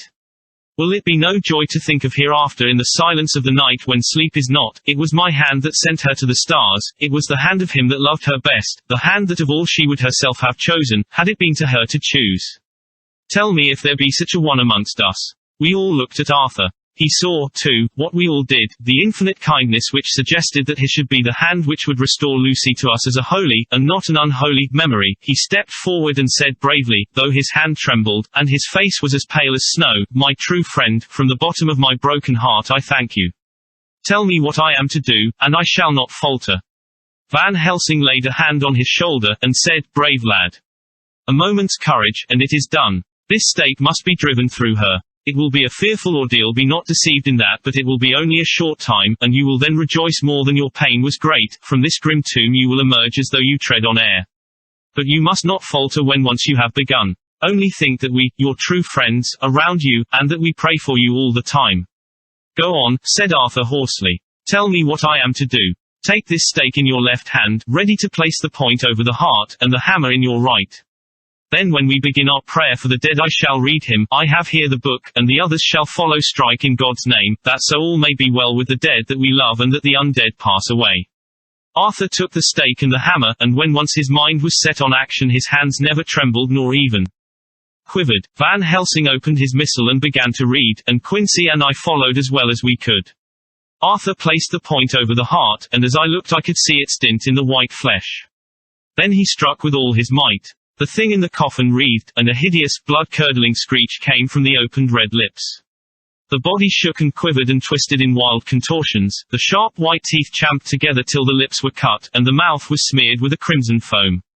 But Arthur never faltered. He looked like a figure of Thor as his untrembling arm rose and fell, driving deeper and deeper the mercy-bearing stake, whilst the blood from the pierced heart welled and spurted up around it. His face was set, and high duty seemed to shine through it. The sight of it gave us courage so that our voices seemed to ring through the little vault. And then the writhing and quivering of the body became less, and the teeth seemed to champ, and the face to quiver.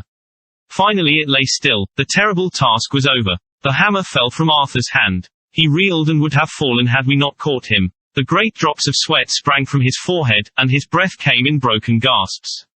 It had indeed been an awful strain on him, and had he not been forced to his task by more than human considerations he could never have gone through with it. For a few minutes we were so taken up with him that we did not look towards the coffin. When we did, however, a murmur of startled surprise ran from one to the other of us. We gazed so eagerly that Arthur rose, for he had been seated on the ground, and came and looked too, and then a glad, strange light broke over his face and dispelled altogether the gloom of horror that lay upon it. There, in the coffin lay no longer the foul thing that we had so dreaded and grown to hate, that the work of her destruction was yielded as a privilege to the one best entitled to it, but Lucy as we had seen her in her life, with her face of unequalled sweetness and purity.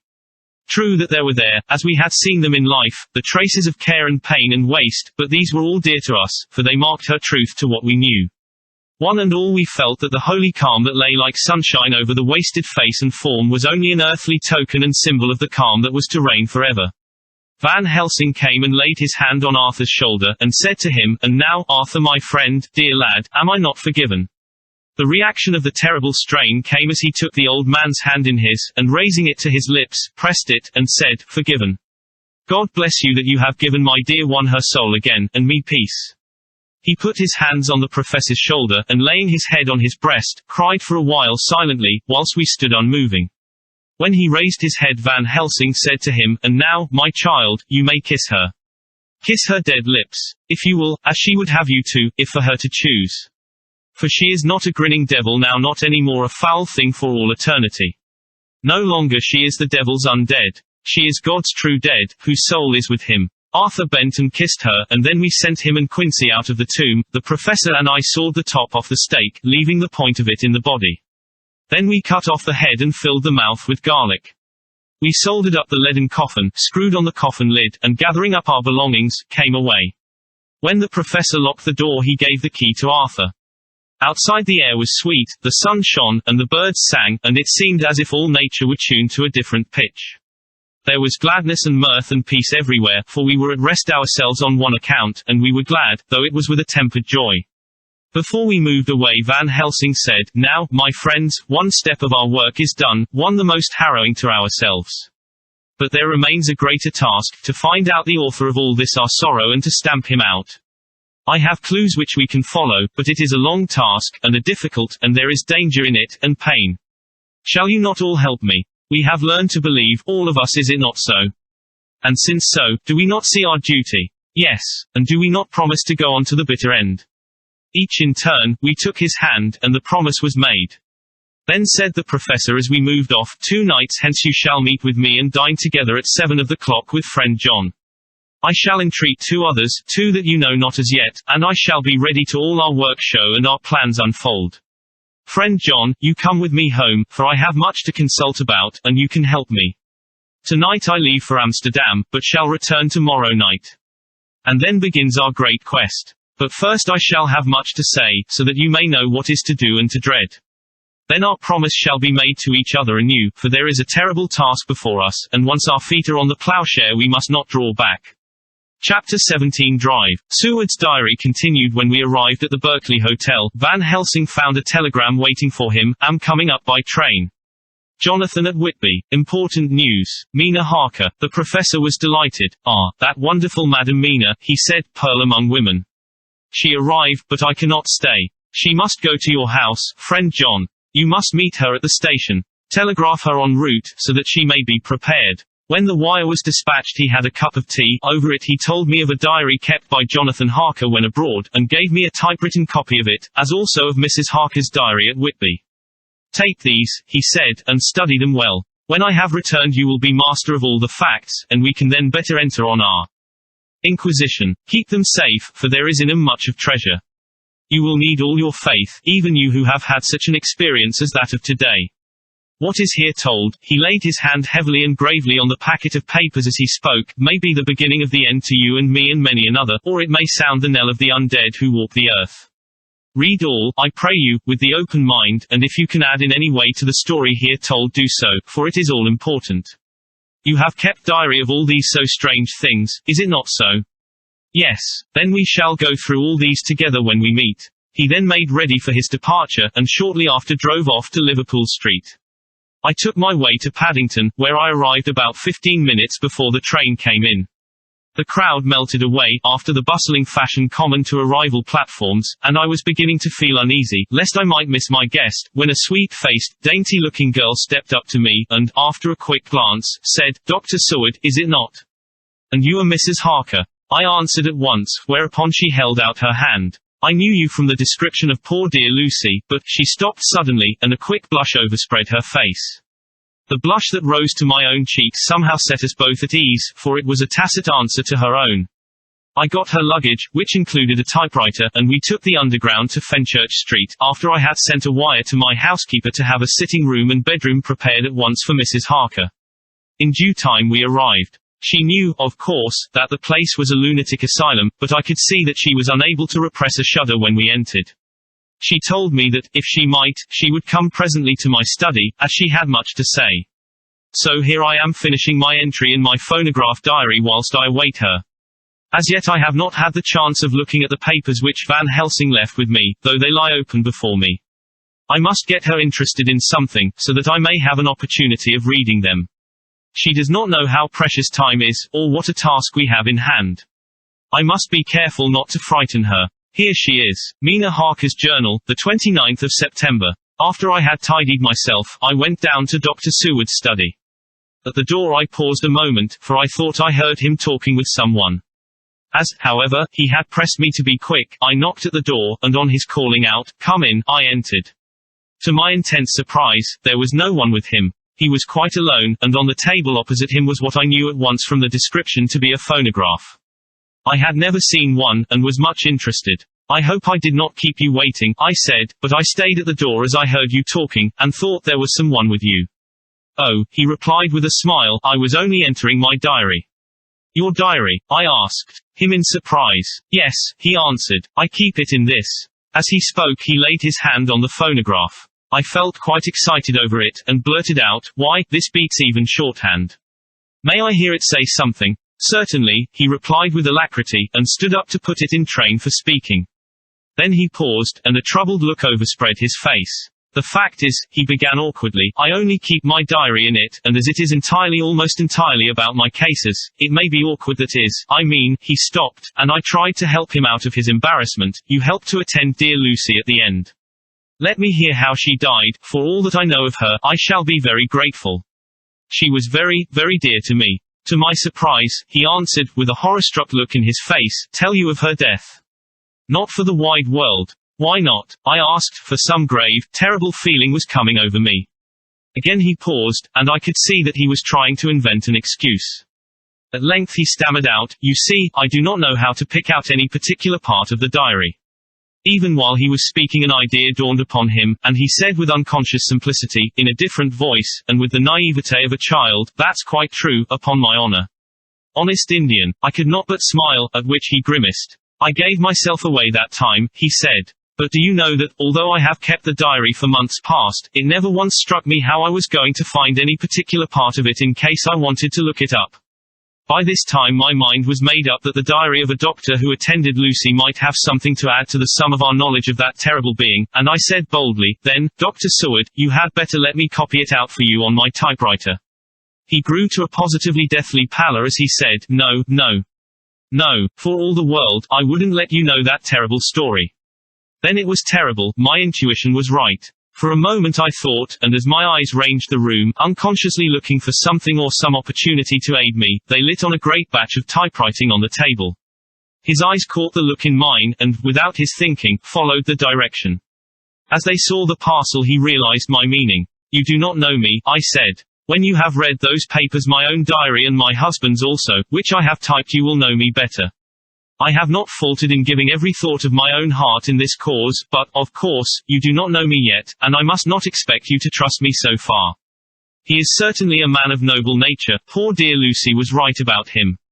He stood up and opened a large drawer, in which were arranged in order a number of hollow cylinders of metal covered with dark wax, and said, "You are quite right. I did not trust you because I did not know you. But I know you now, and let me say that I should have known you long ago. I know that Lucy told you of me, she told me of you too. May I make the only atonement in my power? Take the cylinders and hear them. The first half-dozen of them are personal to me, and they will not horrify you, then you will know me better. Dinner will by then be ready. In the meantime I shall read over some of these documents, and shall be better able to understand certain things. He carried the phonograph himself up to my sitting room and adjusted it for me. Now I shall learn something pleasant, I am sure, for it will tell me the other side of a true love episode of which I know one side already. Dr. Seward's Diary, the 29th of September. I was so absorbed in that wonderful diary of Jonathan Harker and that other of his wife that I let the time run on without thinking. Mrs. Harker was not down when the maid came to announce dinner, so I said, "She is possibly tired, let dinner wait an hour," and I went on with my work. I had just finished Mrs. Harker's diary, when she came in. She looked sweetly pretty, but very sad, and her eyes were flushed with crying. This somehow moved me much. Of late I have had cause for tears, God knows. But the relief of them was denied me, and now the sight of those sweet eyes, brightened with recent tears, went straight to my heart. So I said as gently as I could, "I greatly fear I have distressed you." "Oh, no, not distressed me," she replied, "but I have been more touched than I can say by your grief." That is a wonderful machine, but it is cruelly true. It told me, in its very tones, the anguish of your heart. It was like a soul crying out to Almighty God. No one must hear them spoken ever again. See, I have tried to be useful. I have copied out the words on my typewriter, and none other need now hear your heart beat, as I did. No one need ever know, shall ever know, I said in a low voice. She laid her hand on mine and said very gravely, "Ah, but they must." Must. But why? I asked. Because it is a part of the terrible story, a part of poor dear Lucy's death and all that led to it, because in the struggle which we have before us to rid the earth of this terrible monster we must have all the knowledge and all the help which we can get. I think that the cylinders which you gave me contained more than you intended me to know, but I can see that there are in your record many lights to this dark mystery. You will let me help, will you not? I know all up to a certain point, and I see already, though your diary only took me to the 7th of September, how poor Lucy was beset, and how her terrible doom was being wrought out. Jonathan and I have been working day and night since Professor Van Helsing saw us. He is gone to Whitby to get more information, and he will be here tomorrow to help us. We need have no secrets amongst us, working together and with absolute trust, we can surely be stronger than if some of us were in the dark. She looked at me so appealingly, and at the same time manifested such courage and resolution in her bearing, that I gave in at once to her wishes. "You shall," I said, "do as you like in the matter. God forgive me if I do wrong. There are terrible things yet to learn of, but if you have so far travelled on the road to poor Lucy's death, you will not be content, I know, to remain in the dark.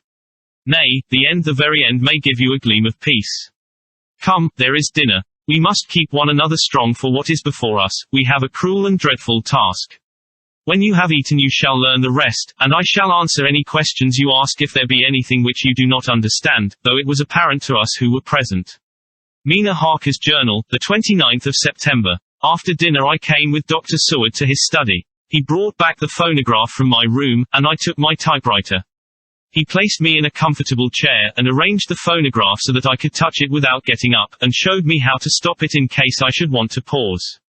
Then he very thoughtfully took a chair, with his back to me, so that I might be as free as possible, and began to read.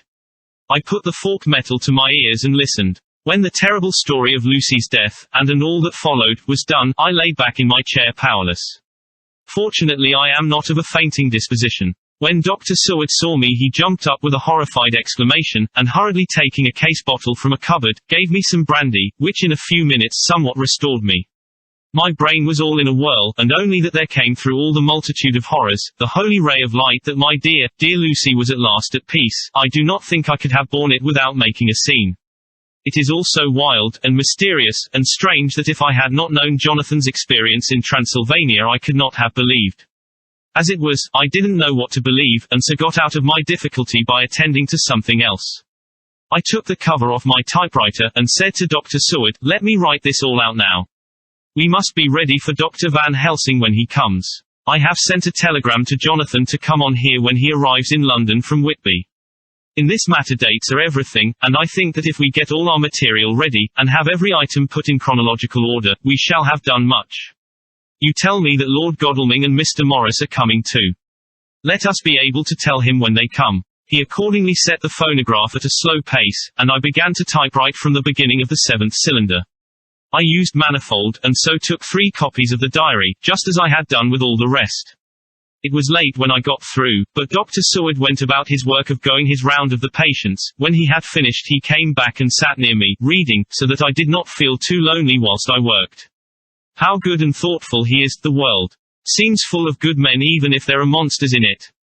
Before I left him I remembered what Jonathan put in his diary of the professor's perturbation at reading something in an evening paper at the station at Exeter, so, seeing that Dr. Seward keeps his newspapers, I borrowed the files of the Westminster Gazette and the Pall Mall Gazette, and took them to my room. I remember how much the Daily Graph, and the Whitby Gazette, of which I had made cuttings, helped us to understand the terrible events at Whitby when Count Dracula landed, so I shall look through the evening papers since then, and perhaps I shall get some new light. I am not sleepy, and the work will help to keep me quiet. Dr. Seward's diary, the 30th of September. Mr. Harker arrived at 9 o'clock. He had got his wife's wire just before starting. He is uncommonly clever, if one can judge from his face, and full of energy. If this journal be true and judging by one's own wonderful experiences, it must be he is also a man of great nerve. That going down to the vault a second time was a remarkable piece of daring. After reading his account of it I was prepared to meet a good specimen of manhood, but hardly the quiet, business-like gentleman who came here today. Later, after lunch Harker and his wife went back to their own room, and as I passed a while ago I heard the click of the typewriter. They are hard at it. Mrs. Harker says that they are knitting together in chronological order every scrap of evidence they have. Harker has got the letters between the consignee of the boxes at Whitby and the carriers in London who took charge of them. He is now reading his wife's typescript of my diary. I wonder what they make out of it. Here it is. Strange that it never struck me that the very next house might be the Count's hiding place. Goodness knows that we had enough clues from the conduct of the patient Renfield. The bundle of letters relating to the purchase of the house were with the typescript. Oh, if we had only had 'em earlier we might have saved poor Lucy. Stop that way, madness lies. Harker has gone back, and is again collating his material. He says that by dinner time they will be able to show a whole connected narrative. He thinks that in the meantime I should see Renfield, as hitherto he has been a sort of index to the coming and going of the Count. I hardly see this yet, but when I get at the dates I suppose I shall. What a good thing that Mrs. Harker put my cylinders into type. We never could have found the dates otherwise. I found Renfield sitting placidly in his room with his hands folded, smiling benignly. At the moment he seemed as sane as anyone I ever saw. I sat down and talked with him on a lot of subjects, all of which he treated naturally. He then, of his own accord, spoke of going home, a subject he has never mentioned to my knowledge during his sojourn here. In fact, he spoke quite confidently of getting his discharge at once. I believe that, had I not had the chat with Harker and read the letters and the dates of his outbursts, I should have been prepared to sign for him after a brief time of observation. As it is, I am darkly suspicious. All those outbreaks were in some way linked with the proximity of the Count. What then does this absolute content mean? Can it be that his instinct is satisfied as to the vampire's ultimate triumph? Stay, he is himself zoophagous, and in his wild ravings outside the chapel door of the deserted house he always spoke of master. This all seems confirmation of our idea. However, after a while I came away. My friend is just a little too sane at present to make it safe to probe him too deep with questions. He might begin to think, and then. So I came away. I mistrust these quiet moods of his, so I have given the attendant a hint to look closely after him, and to have a straight waistcoat ready in case of need. Jonathan Harker's Journal, the 29th of September, in train to London. When I received Mr. Billington's courteous message that he would give me any information in his power I thought it best to go down to Whitby and make, on the spot, such inquiries as I wanted. It was now my object to trace that horrid cargo of the Count's to its place in London. Later, we may be able to deal with it. Billington Jr., a nice lad, met me at the station, and brought me to his father's house, where they had decided that I must stay the night. They are hospitable, with true Yorkshire hospitality, give a guest everything, and leave him free to do as he likes. They all knew that I was busy, and that my stay was short, and Mr. Billington had ready in his office all the papers concerning the consignment of boxes. It gave me almost a turn to see again one of the letters which I had seen on the Count's table before I knew of his diabolical plans. Everything had been carefully thought out, and done systematically and with precision. He seemed to have been prepared for every obstacle which might be placed by accident in the way of his intentions being carried out. To use an Americanism, he had taken no chances, and the absolute accuracy with which his instructions were fulfilled was simply the logical result of his care. I saw the invoice, and took note of it, 50 cases of common earth, to be used for experimental purposes. Also the copy of letter to Carter Patterson, and their reply. Of both of these I got copies. This was all the information Mr. Billington could give me, so I went down to the port and saw the Coast Guards, the customs officers and the harbour master. They had all something to say of the strange entry of the ship, which is already taking its place in local tradition, but no one could add to the simple description, 50 cases of common earth. I then saw the station master, who kindly put me in communication with the men who had actually received the boxes. Their tally was exact with the list, and they had nothing to add except that the boxes were main and mortal heavy, and that shifting them was dry work. One of them added that it was hard lines, that there wasn't any gentleman, such like as yourself, squire, to show some sort of appreciation of their efforts in a liquid form. Another put in a rider that the thirst then generated was such that even the time which had elapsed had not completely allayed it. Needless to add, I took care before leaving to lift, forever and adequately, this source of reproach. The 30th of September, the station master was good enough to give me a line to his old companion the station master at King's Cross, so that when I arrived there in the morning I was able to ask him about the arrival of the boxes. He, too, put me at once in communication with the proper officials, and I saw that their tally was correct with the original invoice. The opportunities of acquiring an abnormal thirst had been here limited, a noble use of them had, however, been made, and again I was compelled to deal with the result in an ex post facto manner. From thence I went on to Carter Patterson's central office, where I met with the utmost courtesy. They looked up the transaction in their day book and letter book, and at once telephoned to their King's Cross office for more details. By good fortune, the men who did the teaming were waiting for work, and the official at once sent them over, sending also by one of them the way bill and all the papers connected with the delivery of the boxes at Carfax. Here again I found the tally agreeing exactly. The carrier's men were able to supplement the paucity of the written words with a few details. These were, I shortly found, connected almost solely with the dusty nature of the job, and of the consequent thirst engendered in the operators. On my affording an opportunity, through the medium of the currency of the realm, of the allaying, at a later period, this beneficial evil, one of the men remarked, that ooze, governor, is the rummiest I ever was in. Blime, but it ain't been touched since 100 years. There was dust that thick in the place that you might have slept on it without hurtin' of your bones, and the place was that neglected that ye might avenue smelled old Jerusalem in it. But the old chapel that took the sick that did. Me and my mate, we thought we wouldn't never get out quick enough. Law, I wouldn't take less nor a quid a moment to stay there after dark. Having been in the house, I could well believe him, but if he knew what I know, he would, I think, have raised his terms. Of one thing I am now satisfied, that all the boxes which arrived at Whitby from Varna in the Demeter were safely deposited in the old chapel at Carfax. There should be 50 of them there, unless any have since been removed. As from Dr. Seward's diary I fear, I shall try to see the carter who took away the boxes from Carfax when Renfield attacked them. By following up this clue we may learn a good deal. Later, Mina and I have worked all day, and we have put all the papers into order. Mina Harker's journal, the 30th of September. I am so glad that I hardly know how to contain myself. It is, I suppose, the reaction from the haunting fear which I have had, that this terrible affair and the reopening of his old wound might act detrimentally on Jonathan. I saw him leave for Whitby with as brave a face as I could, but I was sick with apprehension. The effort has, however, done him good. He was never so resolute, never so strong, never so full of volcanic energy, as at present. It is just as that dear, good Professor Van Helsing said, he is true grit, and he improves under strain that would kill a weaker nature. He came back full of life and hope and determination. We have got everything in order for tonight. I feel myself quite wild with excitement. I suppose one ought to pity anything so hunted as is the Count. That is just it, this thing is not human, not even beast. To read Dr. Seward's account of poor Lucy's death, and what followed, is enough to dry up the springs of pity in one's heart.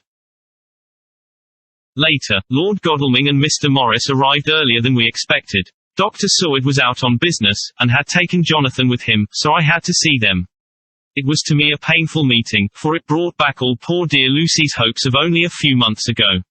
Of course they had heard Lucy speak of me, and it seemed that Dr. Van Helsing, too, has been quite blowing my trumpet, as Mr. Morris expressed it. Poor fellows, neither of them is aware that I know all about the proposals they made to Lucy. They did not quite know what to say or do, as they were ignorant of the amount of my knowledge, so they had to keep on neutral subjects. However, I thought the matter over, and came to the conclusion that the best thing I could do would be to post them in affairs right up to date. I knew from Dr. Seward's diary that they had been at Lucy's death, her real death, and that I need not fear to betray any secret before the time. So I told them, as well as I could, that I had read all the papers and diaries, and that my husband and I, having typewritten them, had just finished putting them in order. I gave them each a copy to read in the library. When Lord Godalming got his and turned it over, "It does make a pretty good pile," he said. "Did you write all this, Mrs. Harker?" I nodded, and he went on, "I don't quite see the drift of it, but you people are all so good and kind, and have been working so earnestly and so energetically, that all I can do is to accept your ideas blindfold and try to help you. I have had one lesson already in accepting facts that should make a man humble to the last hour of his life. Besides, I know you love my poor Lucy." Here he turned away and covered his face with his hands. I could hear the tears in his voice. Mr. Morris, with instinctive delicacy, just laid a hand for a moment on his shoulder, and then walked quietly out of the room. I suppose there is something in woman's nature that makes a man free to break down before her and express his feelings on the tender or emotional side without feeling it derogatory to his manhood, for when Lord Godalming found himself alone with me, he sat down on the sofa and gave way utterly and openly. I sat down beside him and took his hand. I hope he didn't think it forward of me, and that if he ever thinks of it afterwards he never will have such a thought. There I wrong him, I know he never will, he is too true a gentleman. I said to him, for I could see that his heart was breaking, "I loved dear Lucy, and I know what she was to you, and what you were to her. She and I were like sisters, and now she is gone, will you not let me be like a sister to you in your trouble? I know what sorrows you have had, though I cannot measure the depth of them. If sympathy and pity can help in your affliction, won't you let me be of some little service for Lucy's sake?" In an instant the poor dear fellow was overwhelmed with grief. It seemed to me that all that he had of late been suffering in silence found a vent at once. He grew quite hysterical, and raising his open hands, beat his palms together in a perfect agony of grief. He stood up and then sat down again, and the tears rained down his cheeks. I felt an infinite pity for him, and opened my arms unthinkingly. With a sob he laid his head on my shoulder and cried like a wearied child, whilst he shook with emotion. We women have something of the mother in us that makes us rise above smaller matters when the mother spirit is invoked. I felt this big sorrowing man's head resting on me, as though it were that of the baby that some day may lie on my bosom, and I stroked his hair as though he were my own child. I never thought at the time how strange it all was. After a little bit his sobs ceased, and he raised himself with an apology, though he made no disguise of his emotion. He told me that for days and nights, past weary days and sleepless nights, he had been unable to speak with anyone, as a man must speak in his time of sorrow. There was no woman whose sympathy could be given to him, or with whom, owing to the terrible circumstance with which his sorrow was surrounded, he could speak freely. "I know now how I suffered," he said, as he dried his eyes, "but I do not know even yet, and none other can ever know how much your sweet sympathy has been to me today. I shall know better in time, and believe me that, though I am not ungrateful now, my gratitude will grow with my understanding. You will let me be like a brother, will you not, for all our lives, for dear Lucy's sake?" "For dear Lucy's sake," I said as we clasped hands. "And, for your own sake," he added, "for if a man's esteem and gratitude are ever worth the winning, you have won mine today. If ever the future should bring to you a time when you need a man's help, believe me, you will not call in vain. God grant that no such time may ever come to you to break the sunshine of your life, but if it should ever come, promise me that you will let me know." He was so earnest, and his sorrow was so fresh, that I felt it would comfort him, so I said, "I promise." As I came along the corridor I saw Mr. Morris looking out of a window. He turned as he heard my footsteps. "How is Art?" he said. Then noticing my red eyes, he went on, "Ah, I see you have been comforting him. Poor old fellow, he needs it. No one but a woman can help a man when he is in trouble of the heart, and he had no one to comfort him. He bore his own trouble so bravely that my heart bled for him." I saw the manuscript in his hand, and I knew that when he read it he would realize how much I knew, so I said to him, "I wish I could comfort all who suffer from the heart. Will you let me be your friend, and will you come to me for comfort if you need it?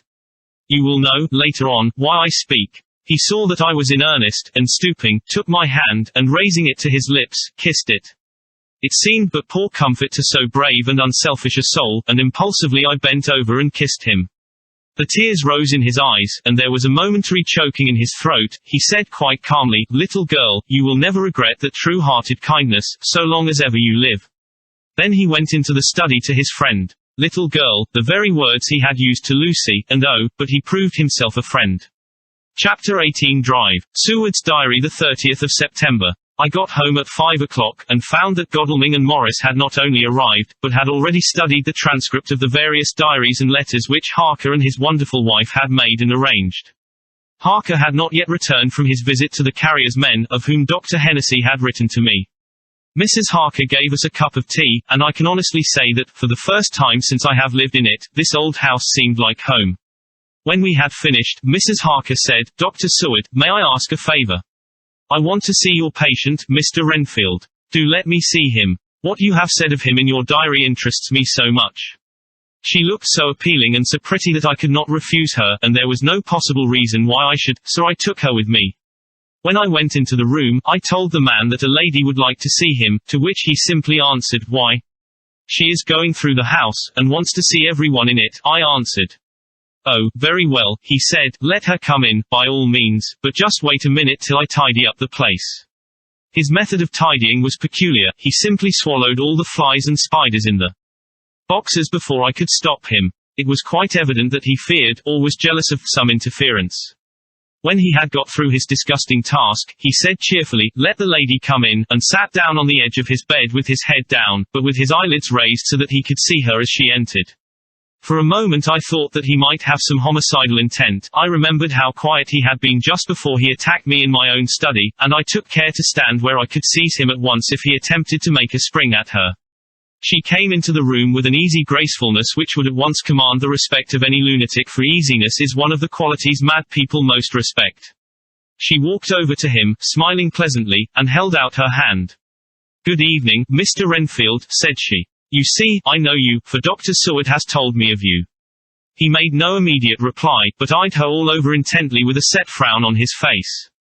This look gave way to one of wonder, which merged in doubt. Then, to my intense astonishment, he said, "You're not the girl the doctor wanted to marry, are you? You can't be, you know, for she's dead." Mrs. Harker smiled sweetly as she replied, "Oh no. I have a husband of my own, to whom I was married before I ever saw Dr. Seward, or he me. I am Mrs. Harker." "Then what are you doing here?" "My husband and I are staying on a visit with Dr. Seward."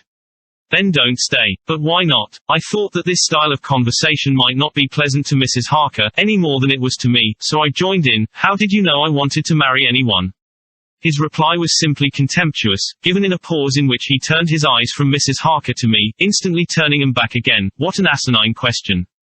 "I don't see that at all, Mr. Renfield," said Mrs. Harker, at once championing me.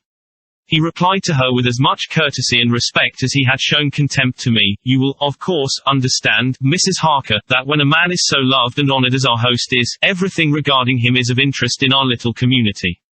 Dr. Seward is loved not only by his household and his friends, but even by his patients, who, being some of them hardly in mental equilibrium, are apt to distort causes and effects. Since I myself have been an inmate of a lunatic asylum, I cannot but notice that the sophistic tendencies of some of its inmates lean towards the errors of non causa and ignoratio elenchi. I positively opened my eyes at this new development. Here was my own pet lunatic, the most pronounced of his type that I had ever met, with talking elemental philosophy, and with the manner of a polished gentleman. I wonder if it was Mrs. Harker's presence which had touched some chord in his memory. If this new phase was spontaneous, or in any way due to her unconscious influence, she must have some rare gift or power. We continued to talk for some time, and, seeing that he was seemingly quite reasonable, she ventured, looking at me questioningly as she began, to lead him to his favorite topic. I was again astonished, for he addressed himself to the question with the impartiality of the completest sanity. He even took himself as an example when he mentioned certain things. "Why, I myself am an instance of a man who had a strange belief." Indeed, it was no wonder that my friends were alarmed, and insisted on my being put under control. I used to fancy that life was a positive and perpetual entity, and that by consuming a multitude of live things, no matter how low in the scale of creation, one might indefinitely prolong life. At times I held the belief so strongly that I actually tried to take human life. The doctor here will bear me out that on one occasion I tried to kill him for the purpose of strengthening my vital powers by the assimilation with my own body of his life through the medium of his blood, relying, of course, upon the scriptural phrase, for the blood is the life. Though, indeed, the vendor of a certain nostrum has vulgarized the truism to the very point of contempt. Isn't that true, doctor? I nodded assent, for I was so amazed that I hardly knew what to either think or say. It was hard to imagine that I had seen him eat up his spiders and flies not 5 minutes before. Looking at my watch, I saw that I should go to the station to meet Van Helsing, so I told Mrs. Harker that it was time to leave. She came at once, after saying pleasantly to Mr. Renfield, "Goodbye, and I hope I may see you often, under auspices pleasanter to yourself," to which, to my astonishment, he replied, "Goodbye, my dear. I pray God I may never see your sweet face again. May he bless and keep you." When I went to the station to meet Van Helsing I left the boys behind me. Poor Art seemed more cheerful than he has been since Lucy first took ill, and Quincy is more like his own bright self than he has been for many a long day. Van Helsing stepped from the carriage with the eager nimbleness of a boy. He saw me at once, and rushed up to me, saying, "Ah, friend John, how goes all?" "Well, so, I have been busy, for I come here to stay if need be. All affairs are settled with me, and I have much to tell. Madam Mina is with you." "Yes, and her so fine husband. And Arthur and my friend Quincy, they are with you, too." "Good." As I drove to the house I told him of what had passed, and of how my own diary had come to be of some use through Mrs. Harker's suggestion, at which the professor interrupted me. "Ah, that wonderful Madam Mina. She has man's brain, a brain that a man should have were he much gifted, and a woman's heart. The good God fashioned her for a purpose, believe me, when he made that's a good combination. Friend John, up to now fortune has made that woman of help to us. After tonight she must not have to do with this so terrible affair. It is not good that she run a risk so great. We men are determined, nay, are we not pledged, to destroy this monster, but it is no part for a woman. Even if she be not harmed, her heart may fail her in so much and so many horrors, and hereafter she may suffer both in waking, from her nerves, and in sleep, from her dreams. And, besides, she is young woman and not so long married, there may be other things to think of some time, if not now. You tell me she has wrote all, then she must consult with us, but tomorrow she say goodbye to this work, and we go alone."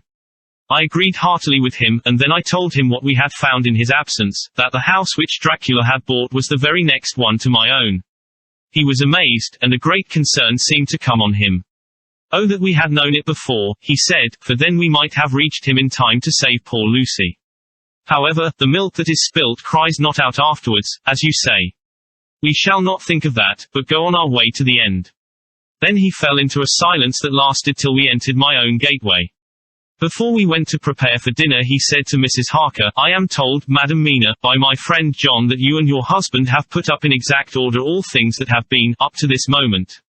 "Not up to this moment, Professor," she said impulsively, "but up to this morning." "But why not up to now? We have seen hitherto how good light all the little things have made. We have told our secrets, and yet no one who has told is the worse for it." Mrs. Harker began to blush, and taking a paper from her pockets, she said, "Dr. Van Helsing, will you read this, and tell me if it must go in? It is my record of today. I too have seen the need of putting down at present everything, however trivial, but there is little in this except what is personal. Must it go in?" The professor read it over gravely, and handed it back, saying, "It need not go in if you do not wish it, but I pray that it may. It can but make your husband love you the more, and all us, your friends, more honor you as well as more esteem and love." She took it back with another blush and a bright smile. "And so now, up to this very hour, all the records we have are complete and in order. The professor took away one copy to study after dinner, and before our meeting, which is fixed for 9 o'clock. The rest of us have already read everything, so when we meet in the study we shall all be informed as to facts, and can arrange our plan of battle with this terrible and mysterious enemy." Mina Harker's Journal, the 30th of September. When we met in Dr. Seward's study 2 hours after dinner, which had been at 6 o'clock, we unconsciously formed a sort of board or committee. Professor Van Helsing took the head of the table, to which Dr. Seward motioned him as he came into the room. He made me sit next to him on his right, and asked me to act as secretary. Jonathan sat next to me. Opposite us were Lord Godalming, Dr. Seward, and Mr. Morris. Lord Godalming being next the professor, and Dr. Seward in the center. The professor said, "I may, I suppose, take it that we are all acquainted with the facts that are in these papers. We all expressed assent, and he went on, then it were, I think, good that I tell you something of the kind of enemy with which we have to deal. I shall then make known to you something of the history of this man, which has been ascertained for me. So we then can discuss how we shall act, and can take our measure according. There are such beings as vampires, some of us have evidence that they exist. Even had we not the proof of our own unhappy experience, the teachings and the records of the past give proof enough for sane peoples. I admit that at the first I was skeptic. Were it not that through long years I have trained myself to keep an open mind, I could not have believed until such time as that fact thunder on my ear. See, I prove. Alas, had I known at the first what now I know, nay, had I even guessed at him once a precious life had been spared to many of us who did love her. But that is gone, and we must so work, that other poor souls perish not, whilst we can save. The Nosferatu do not die like the bee when he sting once. He is only stronger, and being stronger, have yet more power to work evil. This vampire which is amongst us is of himself so strong in person as 20 men, he is of cunning more than mortal, for his cunning be the growth of ages, he have still the aids of necromancy, which is, as his etymology imply, the divination by the dead, and all the dead that he can come nigh to are for him at command, he is brute, and more than brute, he is devil in callous, and the heart of him is not, he can, within limitations, appear at will when, and where, and in any of the forms that are to him, he can, within his range, direct the elements, the storm, the fog, the thunder, he can command all the meaner things, the rat, and the owl, and the bat, the moth, and the fox, and the wolf, he can grow and become small, and he can at times vanish and come unknown. How then are we to begin our strike to destroy him? How shall we find his where, and having found it, how can we destroy? My friends, this is much, it is a terrible task that we undertake, and there may be consequence to make the brave shudder. For if we fail in this our fight he must surely win, and then where end we? Life is nothing's, I heed him not. But to fail here, is not mere life or death. It is that we become as him, that we henceforward become foul things of the night like him without heart or conscience, preying on the bodies and the souls of those we love best. To us forever are the gates of heaven shut, for who shall open them to us again? We go on for all time abhorred by all, a blot on the face of God's sunshine, an arrow in the side of him who died for man. But we are face to face with duty, and in such case must we shrink.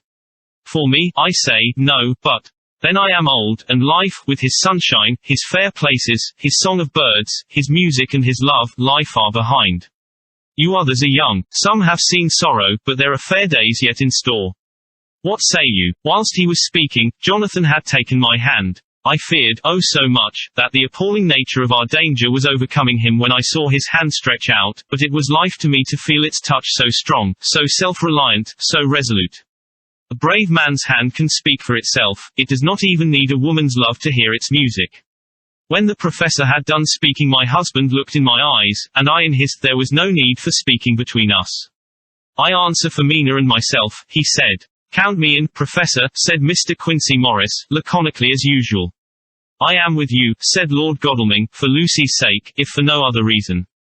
Dr. Seward simply nodded. The professor stood up and, after laying his golden crucifix on the table, held out his hand on either side. I took his right hand, and Lord Godalming his left. Jonathan held my right with his left and stretched across to Mr. Morris. So as we all took hands our solemn compact was made. I felt my heart icy cold, but it did not even occur to me to draw back. We resumed our places, and Dr. Van Helsing went on with a sort of cheerfulness which showed that the serious work had begun. It was to be taken as gravely, and in as businesslike a way, as any other transaction of life. Well, you know what we have to contend against, but we, too, are not without strength. We have on our side power of combination, a power denied to the vampire kind, we have sources of science, we are free to act and think, and the hours of the day and the night are ours equally. In fact, so far as our powers extend, they are unfettered, and we are free to use them. We have self-devotion in a cause, and an end to achieve which is not a selfish one. These things are much. Now let us see how far the general powers arrayed against us are restrict, and how the individual cannot. In fine, let us consider the limitations of the vampire in general, and of this one in particular. All we have to go upon are traditions and superstitions. These do not at the first appear much, when the matter is one of life and death, nay of more than either life or death. Yet must we be satisfied, in the first place because we have to be no other means is at our control, and secondly, because, after all, these things tradition and superstition are everything. Does not the belief in vampires rest for others though not, alas? for us on them. A year ago, which of us would have received such a possibility, in the midst of our scientific, skeptical, matter-of-fact 19th century? We even scouted a belief that we saw justified under our very eyes. Take it, then, that the vampire, and the belief in his limitations and his cure, rest for the moment on the same base. For, let me tell you, he is known everywhere that men have been. In old Greece, in old Rome, he flourished in Germany all over, in France, in India, even in the Chernozazi, and in China, so far from us in all ways, there even is he, and the peoples fear him at this day. He have follow the wake of the Berserker Icelander, the devil-begotten Hun, the Slav, the Saxon, the Magyar. So far, then, we have all we may act upon, and let me tell you that very much of the beliefs are justified by what we have seen in our own so unhappy experience. The vampire live on, and cannot die by mere passing of the time. He can flourish when that he can fatten on the blood of the living. Even more, we have seen amongst us that he can even grow younger, that his vital faculties grow strenuous, and seem as though they refresh themselves when his special pabulum is plenty. But he cannot flourish without this diet, he eat not as others. Even friend Jonathan, who lived with him for weeks, did never see him to eat, never. He throws no shadow, he make in the mirror no reflect, as again Jonathan observe. He has the strength of many of his hand witness again Jonathan when he shut the door against the wolves, and when he help him from the diligence too. He can transform himself to wolf, as we gather from the ship arrival in Whitby, when he tear open the dog, he can be as bat, as Madam Mina saw him on the window at Whitby, and as friend John saw him fly from this so near house, and as my friend Quincy saw him at the window of Miss Lucy. He can come in mist which he create. That noble ship's captain proved him of this, but, from what we know, the distance he can make this mist is limited, and it can only be round himself. He come on moonlight rays as elemental dust, as again Jonathan saw those sisters in the castle of Dracula. He become so small we ourselves saw Miss Lucy, ere she was at peace, slip through a hairbreadth space at the tomb door. He can, when once he find his way, come out from anything or into anything, no matter how close it be bound or even fused up with fire solder you call it. He can see in the dark. No small power this, in a world which is one half shut from the light. Ah, but hear me through. He can do all these things, yet he is not free. Nay, he is even more prisoner than the slave of the galley, than the madman in his cell. He cannot go where he lists. He who is not of nature has yet to obey some of nature's laws, why we know not. He may not enter anywhere at the first, unless there be some one of the household who bid him to come, though afterwards he can come as he please. His power ceases, as does that of all evil things, at the coming of the day. Only at certain times can he have limited freedom. If he be not at the place whither he is bound, he can only change himself at noon or at exact sunrise or sunset. These things are we told, and in this record of ours we have proof by inference.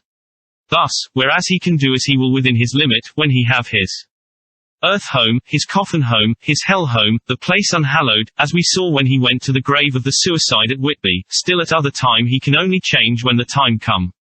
It is said, too, that he can only pass running water at the slack or the flood of the tide. Then there are things which so afflict him that he has no power, as the garlic that we know of, and as for things sacred, as this symbol, my crucifix, that was amongst us even now when we resolved, to them he is nothing, but in their presence he take his place far off and silent with respect. There are others, too, which I shall tell you of, lest in our seeking we may need them. The branch of wild rose on his coffin keep him that he move not from it, a sacred bullet fired into the coffin kill him so that he be true dead, and as for the stake through him, we know already of its peace, or the cut-off head that giveth rest. We have seen it with our eyes.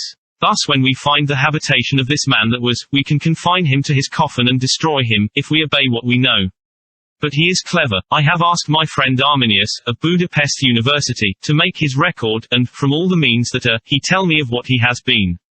He must, indeed, have been that voivode Dracula who won his name against the Turk, over the great river on the very frontier of Turkey land. If it be so, then was he no common man, for in that time, and for centuries after, he was spoken of as the cleverest and the most cunning, as well as the bravest of the sons of that land beyond the forest. That mighty brain and that iron resolution went with him to his grave, and are even now arrayed against us.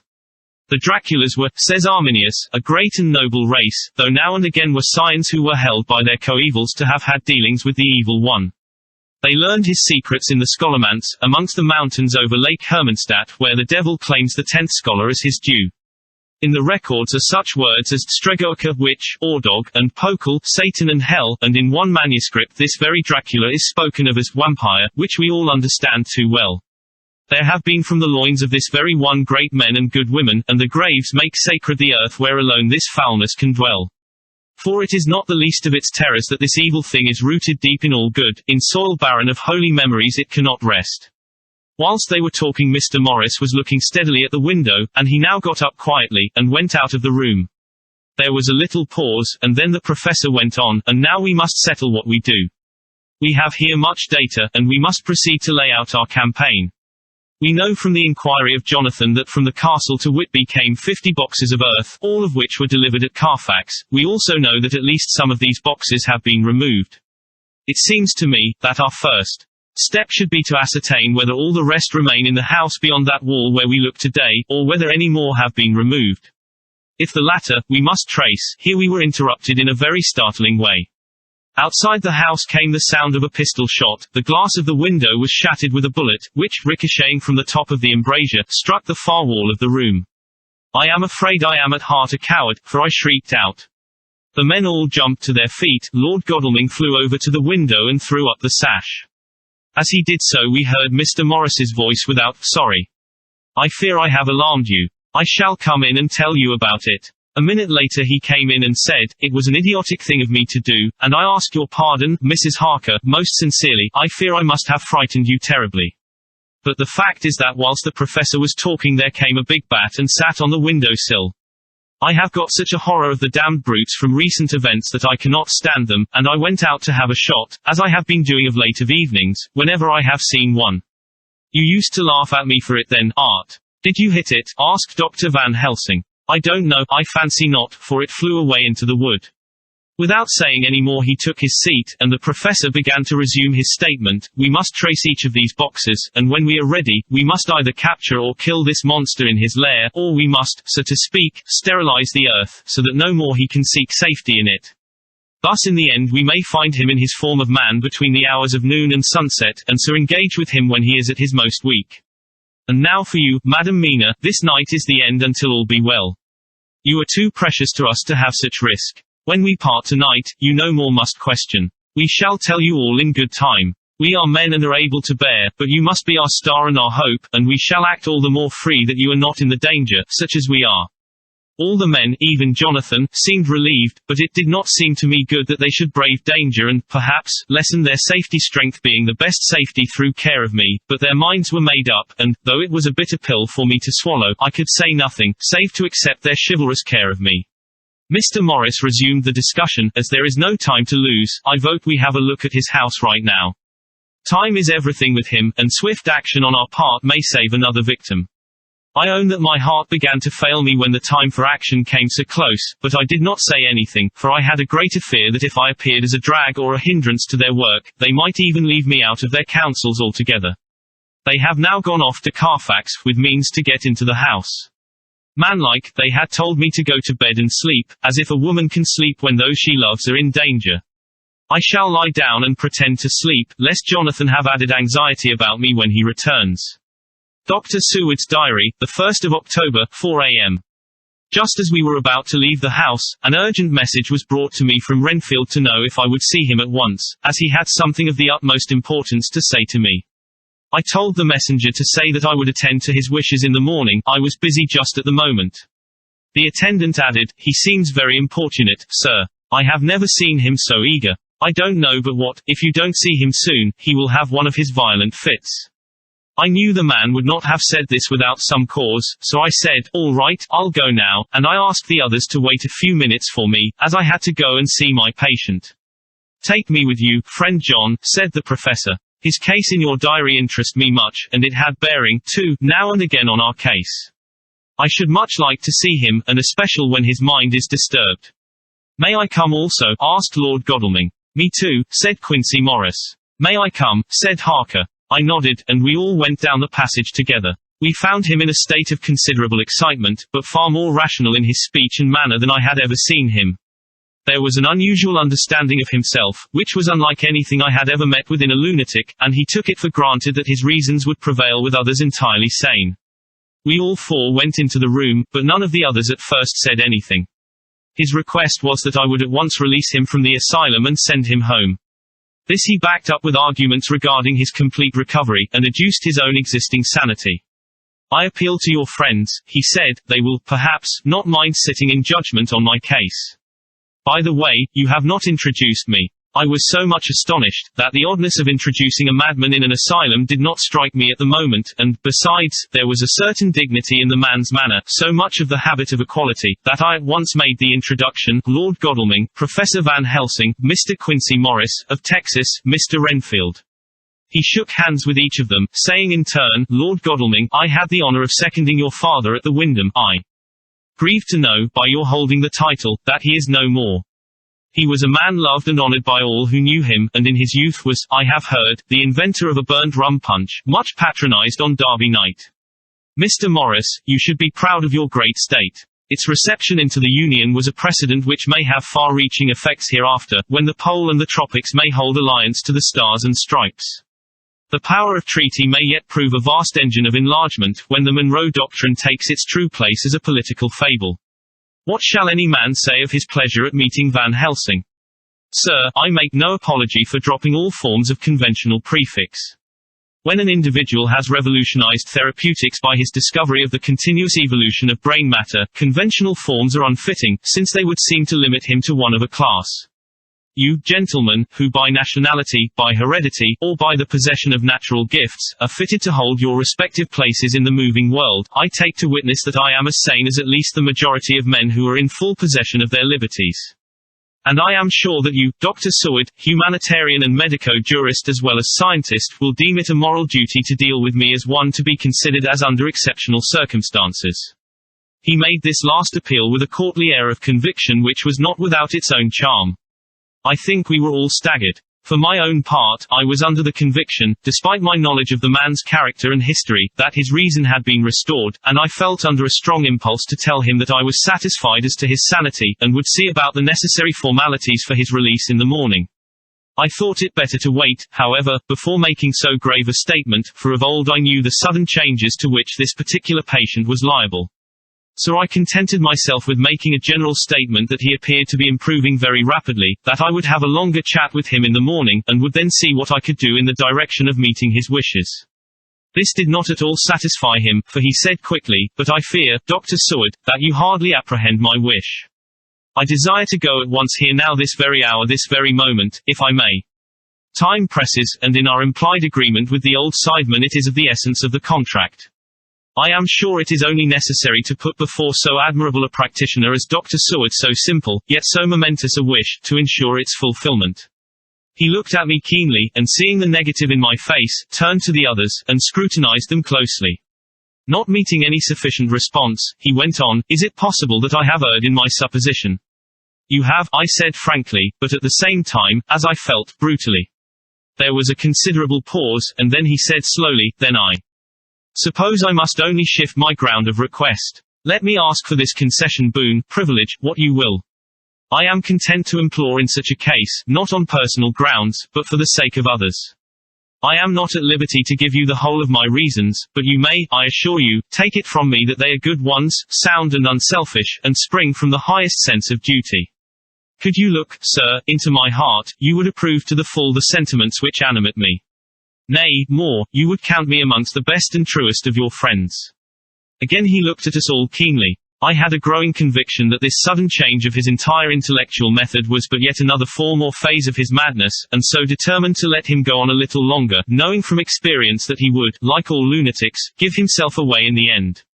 Van Helsing was gazing at him with a look of utmost intensity, his bushy eyebrows almost meeting with the fixed concentration of his look. He said to Renfield in a tone which did not surprise me at the time, but only when I thought of it afterwards, for it was as of one addressing an equal, Can you not tell frankly your real reason for wishing to be free tonight? I will undertake that if you will satisfy even me a stranger, without prejudice, and with the habit of keeping an open mind, Dr. Seward will give you, at his own risk and on his own responsibility, the privilege you seek. He shook his head sadly, and with a look of poignant regret on his face. The professor went on, Come, sir, bethink yourself. You claim the privilege of reason in the highest degree, since you seek to impress us with your complete reasonableness. You do this, whose sanity we have reason to doubt, since you are not yet released from medical treatment for this very defect. If you will not help us in our effort to choose the wisest course, how can we perform the duty which you yourself put upon us? Be wise, and help us, and if we can we shall aid you to achieve your wish. He still shook his head as he said, Dr. Van Helsing, I have nothing to say. Your argument is complete, and if I were free to speak I should not hesitate a moment, but I am not my own master in the matter. I can only ask you to trust me. If I am refused, the responsibility does not rest with me. I thought it was now time to end the scene, which was becoming too comically grave, so I went towards the door, simply saying, Come, my friends, we have work to do. Good night. As, however, I got near the door, a new change came over the patient. He moved towards me so quickly that for the moment I feared that he was about to make another homicidal attack. My fears, however, were groundless, for he held up his two hands imploringly, and made his petition in a moving manner.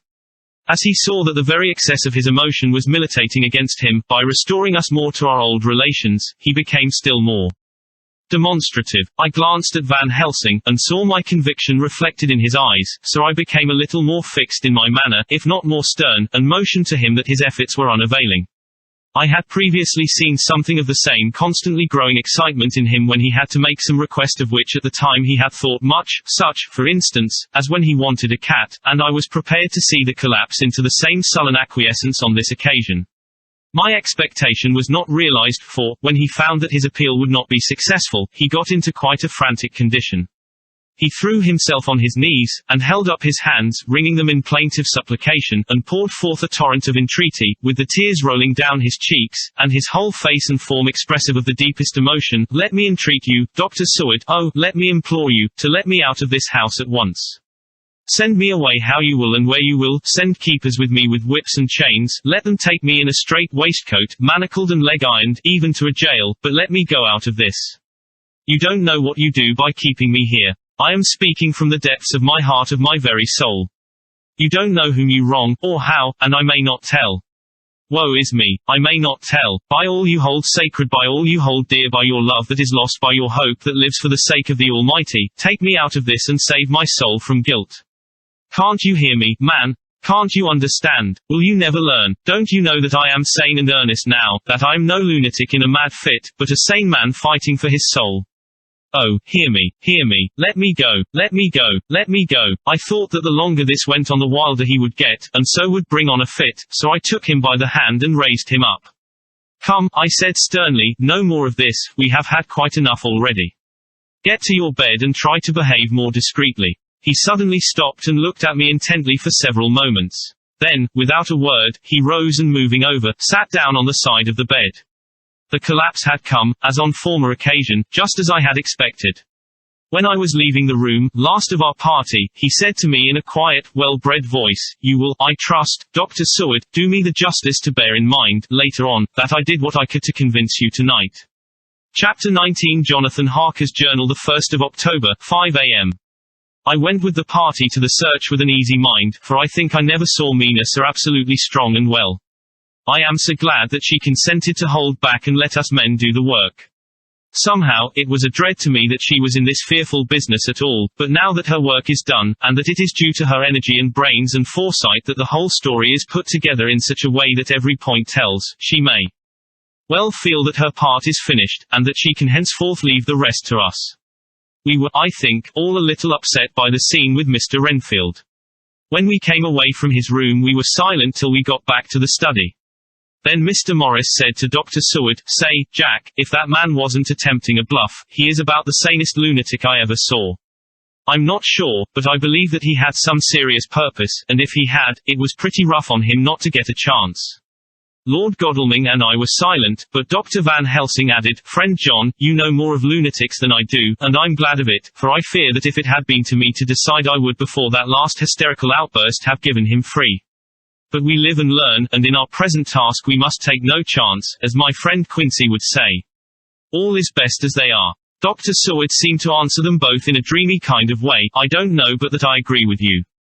If that man had been an ordinary lunatic I would have taken my chance of trusting him, but he seems so mixed up with the Count in an indexy kind of way that I am afraid of doing anything wrong by helping his fads. I can't forget how he prayed with almost equal fervor for a cat, and then tried to tear my throat out with his teeth. Besides, he called the Count Lord and Master, and he may want to get out to help him in some diabolical way. That horrid thing has the wolves and the rats and his own kind to help him, so I suppose he isn't above trying to use a respectable lunatic. He certainly did seem earnest, though. I only hope we have done what is best. These things, in conjunction with the wild work we have in hand, help to unnerve a man. The professor stepped over, and laying his hand on his shoulder, said in his grave, kindly way, "Friend John, have no fear. We are trying to do our duty in a very sad and terrible case. We can only do as we deem best. What else have we to hope for, except the pity of the good God?" Lord Godalming had slipped away for a few minutes, but now he returned. He held up a little silver whistle, as he remarked, "That old place may be full of rats, and if so, I've got an antidote on call." Having passed the wall, we took our way to the house, taking care to keep in the shadows of the trees on the lawn when the moonlight shone out. When we got to the porch, the professor opened his bag and took out a lot of things, which he laid on the step, sorting them into 4 little groups, evidently one for each. Then he spoke, "My friends, we are going into a terrible danger, and we need arms of many kinds. Our enemy is not merely spiritual. Remember that he has the strength of 20 men, and that, though our necks or our windpipes are of the common kind and therefore breakable or crushable, his are not amenable to mere strength.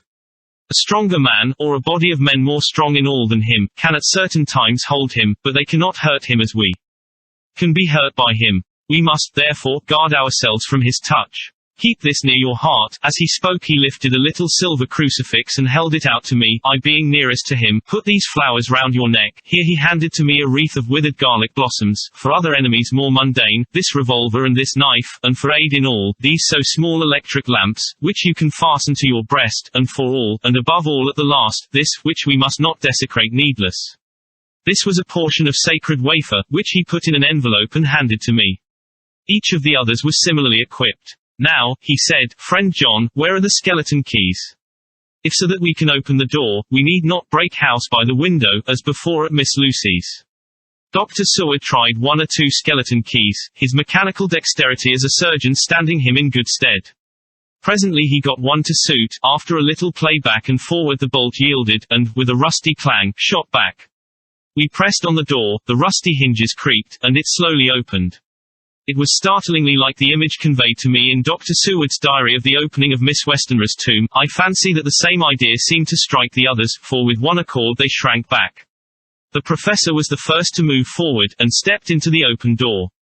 "In manus tuas, Domini," he said, crossing himself as he passed over the threshold. We closed the door behind us, lest when we should have lit our lamps we should possibly attract attention from the road. The professor carefully tried the lock, lest we might not be able to open it from within should we be in a hurry making our exit. Then we all lit our lamps and proceeded on our search. The light from the tiny lamps fell in all sorts of odd forms, as the rays crossed each other, or the opacity of our bodies threw great shadows. I could not for my life get away from the feeling that there was someone else amongst us. I suppose it was the recollection, so powerfully brought home to me by the grim surroundings, of that terrible experience in Transylvania. I think the feeling was common to us all, for I noticed that the others kept looking over their shoulders at every sound and every new shadow, just as I felt myself doing. The whole place was thick with dust. The floor was seemingly inches deep, except where there were recent footsteps, in which on holding down my lamp I could see marks of hobnails where the dust was cracked. The walls were fluffy and heavy with dust, and in the corners were masses of spiders' webs, whereon the dust had gathered till they looked like old tattered rags as the weight had torn them partly down. On a table in the hall was a great bunch of keys, with a time-yellowed label on each. They had been used several times, for on the table were several similar rents in the blanket of dust, similar to that exposed when the professor lifted them. He turned to me and said, "You know this place, Jonathan. You have copied maps of it, and you know it at least more than we do. Which is the way to the chapel?" I had an idea of its direction, though on my former visit I had not been able to get admission to it, so I led the way, and after a few wrong turnings found myself opposite a low, arched oaken door, ribbed with iron bands. "This is the spot," said the professor as he turned his lamp on a small map of the house, copied from the file of my original correspondence regarding the purchase. With a little trouble we found the key on the bunch and opened the door. We were prepared for some unpleasantness, for as we were opening the door a faint, malodorous air seemed to exhale through the gaps, but none of us ever expected such an odor as we encountered. None of the others had met the Count at all at close quarters, and when I had seen him he was either in the fasting stage of his existence in his rooms or, when he was gloated with fresh blood, in a ruined building open to the air, but here the place was small and close, and the long disuse had made the air stagnant and foul. There was an earthy smell, as of some dry miasma, which came through the fouler air. But as to the odor itself, how shall I describe it? It was not alone that it was composed of all the ills of mortality and with the pungent, acrid smell of blood, but it seemed as though corruption had become itself corrupt. 4. It sickens me to think of it. Every breath exhaled by that monster seemed to have clung to the place and intensified its loathsomeness. Under ordinary circumstances such a stench would have brought our enterprise to an end, but this was no ordinary case, and the high and terrible purpose in which we were involved gave us a strength which rose above merely physical considerations. After the involuntary shrinking consequent on the first nauseous whiff, we one and all set about our work as though that loathsome place were a garden of roses. We made an accurate examination of the place, the professor saying as we began, "The first thing is to see how many of the boxes are left. We must then examine every hole and corner and cranny and see if we cannot get some clue as to what has become of the rest." A glance was sufficient to show how many remained, for the great earth chests were bulky, and there was no mistaking them. There were only 29 left out of the 50. Once I got a fright, for, seeing Lord Godalming suddenly turn and look out of the vaulted door into the dark passage beyond, I looked too, and for an instant my heart stood still. Somewhere, looking out from the shadow, I seemed to see the highlights of the Count's evil face, the ridge of the nose, the red eyes, the red lips, the awful pallor. It was only for a moment, for, as Lord Godalming said, I thought I saw a face, but it was only the shadows, and resumed his inquiry. I turned my lamp in the direction, and stepped into the passage. There was no sign of anyone, and as there were no corners, no doors, no aperture of any kind, but only the solid walls of the passage, there could be no hiding place even for him. I took it that fear had helped imagination, and said nothing. A few minutes later I saw Morris step suddenly back from a corner, which he was examining. We all followed his movements with our eyes, for undoubtedly some nervousness was growing on us, and we saw a whole mass of phosphorescence, which twinkled like stars. We all instinctively drew back. The whole place was becoming alive with rats. For a moment or two we stood appalled, all save Lord Godalming, who was seemingly prepared for such an emergency. Rushing over to the great iron-bound oaken door, which Dr. Seward had described from the outside, and which I had seen myself, he turned the key in the lock, drew the huge bolts, and swung the door open. Then, taking his little silver whistle from his pocket, he blew a low, shrill call. It was answered from behind Dr. Seward's house by the yelping of dogs, and after about a minute 3 terriers came dashing round the corner of the house. Unconsciously we had all moved towards the door, and as we moved I noticed that the dust had been much disturbed. The boxes which had been taken out had been brought this way. But even in the minute that had elapsed the number of the rats had vastly increased. They seemed to swarm over the place all at once, till the lamplight, shining on their moving dark bodies and glittering, baleful eyes, made the place look like a bank of earth set with fireflies. The dogs dashed on, but at the threshold suddenly stopped and snarled, and then, simultaneously lifting their noses, began to howl in most lugubrious fashion. The rats were multiplying in thousands, and we moved out. Lord Godalming lifted one of the dogs, and carrying him in, placed him on the floor. The instant his feet touched the ground he seemed to recover his courage, and rushed at his natural enemies. They fled before him so fast that before he had shaken the life out of a score, the other dogs, who had by now been lifted in the same manner, had but small prey ere the whole mass had vanished. With the going it seemed as if some evil presence had departed, for the dogs frisked about and barked merrily as they made sudden darts at the prostrate foes, and turned them over and tossed them in the air with vicious shakes. We all seemed to find our spirits rise. Whether it was the purifying of the deadly atmosphere by the opening of the chapel door, or the relief which we experienced by finding ourselves in the open I know not, but most certainly the shadow of dread seemed to slip from us like a robe, and the occasion of our coming lost something of its grim significance, though we did not slacken a whit in our resolution. We closed the outer door and barred and locked it, and bringing the dogs with us, began our search of the house. We found nothing throughout except dust in extraordinary proportions, and all untouched save for my own footsteps when I had made my first visit. Never once did the dogs exhibit any symptom of uneasiness, and even when we returned to the chapel they frisked about as though they had been rabbit hunting in a summer wood. The morning was quickening in the east when we emerged from the front. Dr. Van Helsing had taken the key of the hall door from the bunch, and locked the door in orthodox fashion, putting the key into his pocket when he had done. So far, he said, our night has been eminently successful. No harm has come to us such as I feared might be, and yet we have ascertained how many boxes are missing.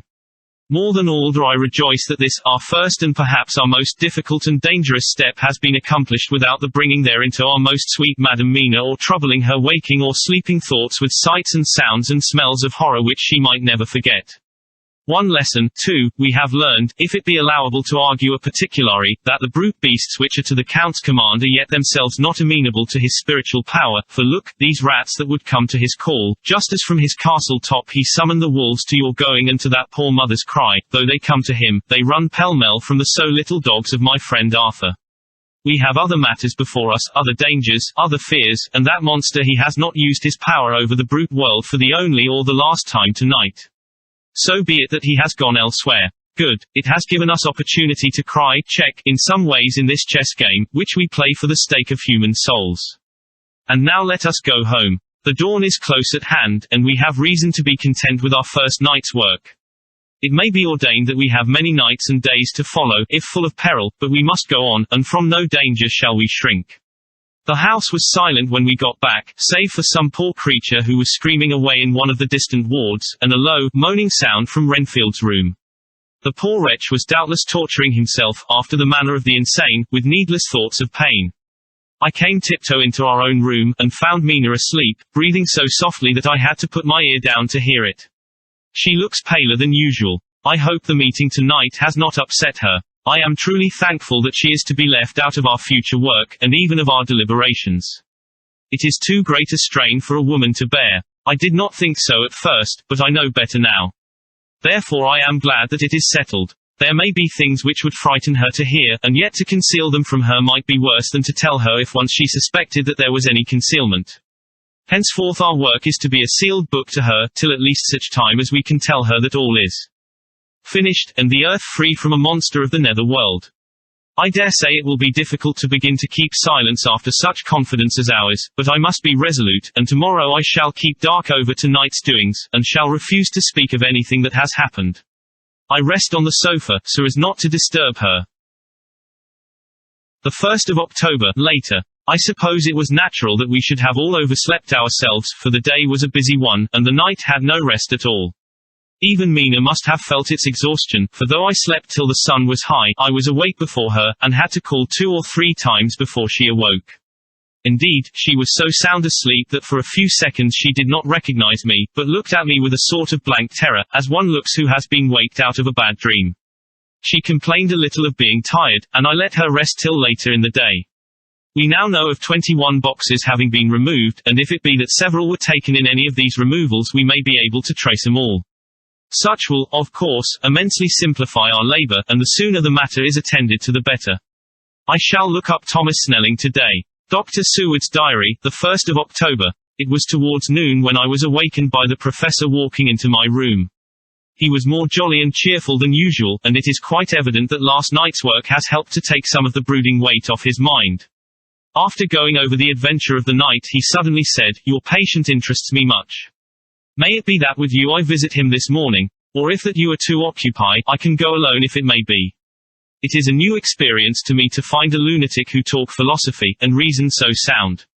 I had some work to do which pressed, so I told him that if he would go alone I would be glad, as then I should not have to keep him waiting, so I called an attendant and gave him the necessary instructions. Before the professor left the room I cautioned him against getting any false impression from my patient. But, he answered, I want him to talk of himself and of his delusion as to consuming live things. He said to Madam Mina, as I see in your diary of yesterday, that he had once had such a belief. Why do you smile, friend John? Excuse me, I said, but the answer is here. I laid my hand on the typewritten matter. When our sane and learned lunatic made that very statement of how he used to consume life, his mouth was actually nauseous with the flies and spiders which he had eaten just before Mrs. Harker entered the room. Van Helsing smiled in turn. Good, he said. Your memory is true, friend John. I should have remembered. And yet it is this very obliquity of thought and memory which makes mental disease such a fascinating study. Perhaps I may gain more knowledge out of the folly of this madman than I shall from the teaching of the most wise. Who knows? I went on with my work, and before long was through that in hand. It seemed that the time had been very short indeed, but there was Van Helsing back in the study. "Do I interrupt?" he asked politely as he stood at the door. "Not at all," I answered. "Come in, my work is finished, and I am free. I can go with you now, if you like." "It is needless, I have seen him." "Well, I fear that he does not appraise me at much." Our interview was short. When I entered his room he was sitting on a stool in the center, with his elbows on his knees, and his face was the picture of sullen discontent. I spoke to him as cheerfully as I could, and with such a measure of respect as I could assume. He made no reply whatever. "Don't you know me?" I asked. His answer was not reassuring. "I know you well enough. You are the old fool Van Helsing. I wish you would take yourself and your idiotic brain theories somewhere else." Damn all thick-headed Dutchman. Not a word more would he say, but sat in his implacable sullenness as indifferent to me as though I had not been in the room at all. Thus departed for this time my chance of much learning from this so clever lunatic, so I shall go, if I may, and cheer myself with a few happy words with that sweet soul Madam Mina. Friend John, it does rejoice me unspeakable that she is no more to be pained, no more to be worried with our terrible things. Though we shall much miss her help, it is better so. I agree with you with all my heart, I answered earnestly, for I did not want him to weaken in this matter. Mrs. Harker is better out of it. Things are quite bad enough for us, all men of the world, and who have been in many tight places in our time, but it is no place for a woman, and if she had remained in touch with the affair, it would in time infallibly have wrecked her. So Van Helsing has gone to confer with Mrs. Harker, and Harker, Quincy and Art are all out following up the clues as to the earth boxes. I shall finish my round of work and we shall meet tonight. Mina Harker's Journal, the 1st of October. It is strange to me to be kept in the dark as I am today, after Jonathan's full confidence for so many years, to see him manifestly avoid certain matters, and those the most vital of all. This morning I slept late after the fatigues of yesterday, and though Jonathan was late too, he was the earlier. He spoke to me before he went out, never more sweetly or tenderly, but he never mentioned a word of what had happened in the visit to the Count's house. And yet he must have known how terribly anxious I was. Poor dear fellow, I suppose it must have distressed him even more than it did me. They all agreed that it was best that I should not be drawn further into this awful work, and I acquiesced. But to think that he keeps anything from me. And now I am crying like a silly fool, when I know it comes from my husband's great love and from the good wishes of those other strong men. That has done me good. Well, some day, Jonathan will tell me all, and lest it should ever be that he should think for a moment that I kept anything from him, I still keep my journal as usual. Then if he has feared of my trust I shall show it to him, with every thought of my heart put down for his dear eyes to read. I feel strangely sad and low-spirited today. I suppose it is the reaction from the terrible excitement. Last night I went to bed when the men had gone, simply because they told me to. I didn't feel sleepy, and I did feel full of devouring anxiety. I kept thinking over everything that has been ever since Jonathan came to see me in London, and it all seems like a horrible tragedy, with fate pressing on relentlessly to some destined end. Everything that one does seems, no matter how right it may be, to bring on the very thing which is most to be deplored. If I hadn't gone to Whitby, perhaps poor dear Lucy would be with us now. She hadn't taken to visiting the churchyard till I came, and if she hadn't come there in the daytime with me she wouldn't have walked there in her sleep, and if she hadn't gone there at night and asleep, that monster couldn't have destroyed her as he did. Oh, why did I ever go to Whitby? There now, crying again. I wonder what has come over me today. I must hide it from Jonathan, for if he knew that I had been crying twice in one morning, I, who never cried on my own account, and whom he has never caused to shed a tear, the dear fellow would fret his heart out. I shall put a bold face on, and if I do feel weepy, he shall never see it. I suppose it is one of the lessons that we poor women have to learn. I can't quite remember how I fell asleep last night. I remember hearing the sudden barking of the dogs and a lot of queer sounds, like praying on a very tumultuous scale, from Mr. Renfield's room, which is somewhere under this. And then there was silence over everything, silence so profound that it startled me, and I got up and looked out of the window. All was dark and silent, the black shadows thrown by the moonlight seeming full of a silent mystery of their own. Not a thing seemed to be stirring, but all to be grim and fixed as death or fate, so that a thin streak of white mist, that crept with almost imperceptible slowness across the grass towards the house, seemed to have a sentience and a vitality of its own. I think that the digression of my thoughts must have done me good, for when I got back to bed I found a lethargy creeping over me. I lay a while, but could not quite sleep, so I got out and looked out of the window again. The mist was spreading, and was now close up to the house, so that I could see it lying thick against the wall, as though it was stealing up to the windows. The poor man was more loud than ever, and though I could not distinguish a word he said, I could in some way recognize in his tones some passionate entreaty on his part. Then there was the sound of a struggle, and I knew that the attendants were dealing with him. I was so frightened that I crept into bed, and pulled the clothes over my head, putting my fingers in my ears. I was not then a bit sleepy, at least so I thought, but I must have fallen asleep, for, except dreams, I do not remember anything until the morning, when Jonathan woke me. I think that it took me an effort and a little time to realize where I was, and that it was Jonathan who was bending over me. My dream was very peculiar, and was almost typical of the way that waking thoughts become merged in, or continued in, dreams. I thought that I was asleep, and waiting for Jonathan to come back. I was very anxious about him, and I was powerless to act. My feet, and my hands, and my brain were weighted, so that nothing could proceed at the usual pace. And so I slept uneasily and thought. Then it began to dawn upon me that the air was heavy, and dank, and cold. I put back the clothes from my face, and found, to my surprise, that all was dim around. The gaslight which I had left lit for Jonathan, but turned down, came only like a tiny red spark through the fog, which had evidently grown thicker and poured into the room. Then it occurred to me that I had shut the window before I had come to bed. I would have got out to make certain on the point, but some leaden lethargy seemed to chain my limbs and even my will. I lay still and endured, that was all. I closed my eyes, but could still see through my eyelids. It is wonderful what tricks our dreams play us, and how conveniently we can imagine. The mist grew thicker and thicker, and I could see now how it came in, for I could see it like smoke or with the white energy of boiling water pouring in, not through the window, but through the joinings of the door. It got thicker and thicker, till it seemed as if it became concentrated into a sort of pillar of cloud in the room, through the top of which I could see the light of the gas shining like a red eye. Things began to whirl through my brain just as the cloudy column was now whirling in the room, and through it all came the scriptural words, a pillar of cloud by day and of fire by night. Was it indeed some such spiritual guidance that was coming to me in my sleep? But the pillar was composed of both the day and the night guiding, for the fire was in the red eye, which at the thought got a new fascination for me, till, as I looked, the fire divided, and seemed to shine on me through the fog like two red eyes, such as Lucy told me of in her momentary mental wandering when, on the cliff, the dying sunlight struck the windows of St. Mary's Church. Suddenly the horror burst upon me that it was thus that Jonathan had seen those awful women growing into reality through the whirling mist in the moonlight, and in my dream I must have fainted, for all became black darkness. The last conscious effort which imagination made was to show me a livid white face bending over me out of the mist. I must be careful of such dreams, for they would unseat one's reason if there were too much of them. I would get Dr. Van Helsing or Dr. Seward to prescribe something for me which would make me sleep, only that I fear to alarm them. Such a dream at the present time would become woven into their fears for me. Tonight I shall strive hard to sleep naturally. If I do not, I shall tomorrow night get him to give me a dose of chloral. That cannot hurt me for once, and it will give me a good night's sleep.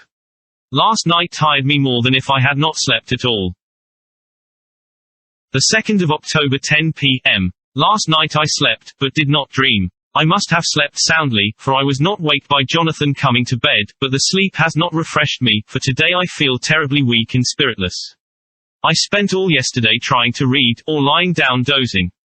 In the afternoon Mr. Renfield asked if he might see me. Poor man, he was very gentle, and when I came away he kissed my hand and bade God bless me. Some way it affected me much. I am crying when I think of him. This is a new weakness, of which I must be careful. Jonathan would be miserable if he knew I had been crying. He and the others were out till dinner time, and they all came in tired. I did what I could to brighten them up, and I suppose that the effort did me good, for I forgot how tired I was. After dinner they sent me to bed, and all went off to smoke together, as they said, but I knew that they wanted to tell each other of what had occurred to each during the day. I could see from Jonathan's manner that he had something important to communicate. I was not so sleepy as I should have been, so before they went I asked Dr. Seward to give me a little opiate of some kind, as I had not slept well the night before. He very kindly made me up a sleeping draught, which he gave to me, telling me that it would do me no harm, as it was very mild. I have taken it, and am waiting for sleep, which still keeps aloof. I hope I have not done wrong, for as sleep begins to flirt with me, a new fear comes, that I may have been foolish in thus depriving myself of the power of waking. I might want it. Here comes sleep. Good night. Chapter 20 Jonathan Harker's Journal 1st of October, evening. I found Thomas Snelling in his house at Bethnal Green, but unhappily he was not in a condition to remember anything. The very prospect of beer which my expected coming had opened to him had proved too much, and he had begun too early on his expected debauch. I learned, however, from his wife, who seemed a decent, poor soul, that he was only the assistant to Smollett, who of the two mates was the responsible person.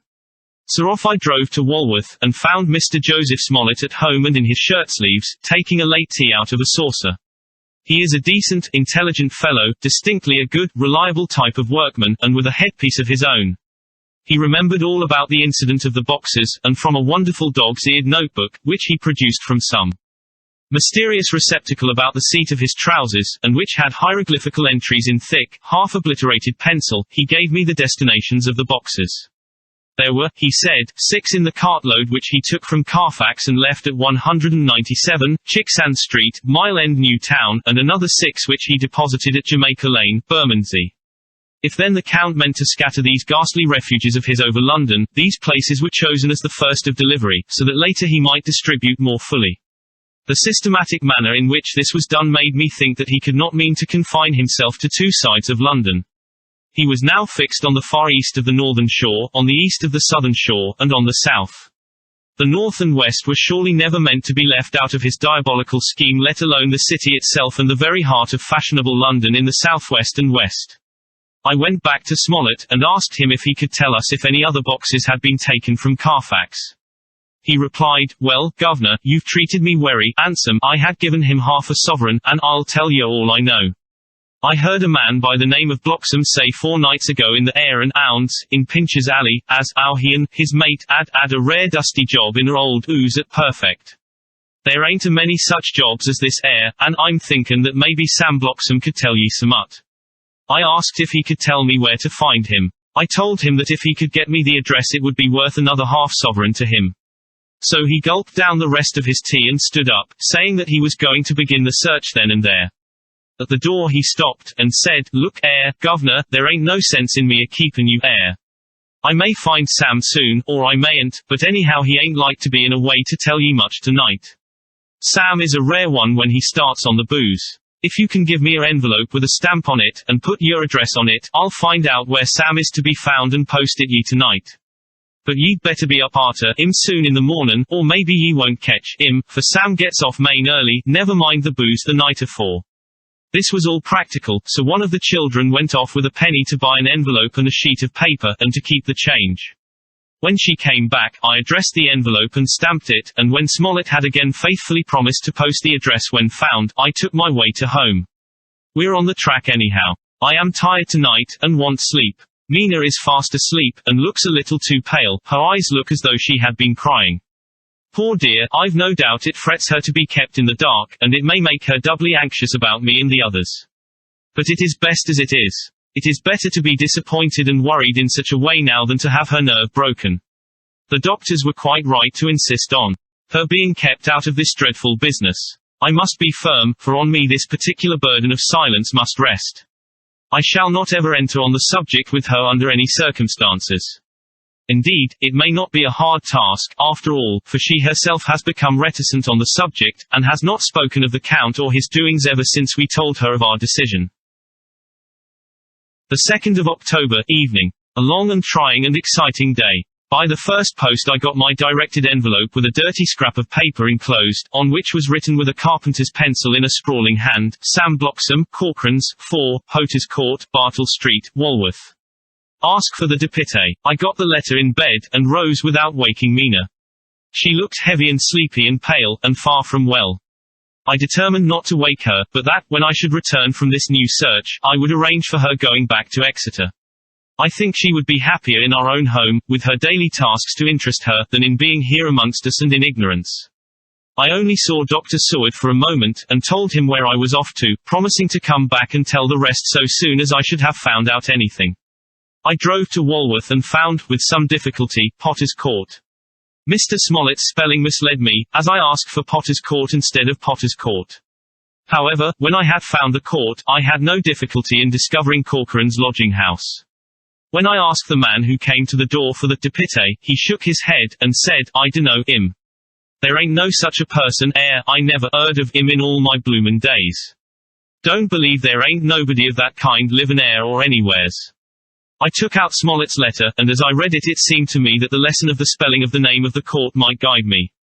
What are you? I asked. I'm the deputy, he answered. I saw at once that I was on the right track. Phonetic spelling had again misled me. A half-crown tip put the deputy's knowledge at my disposal, and I learned that Mr. Bloxham, who had slept off the remains of his beer on the previous night at Corcoran's, had left for his work at Poplar at 5 o'clock that morning.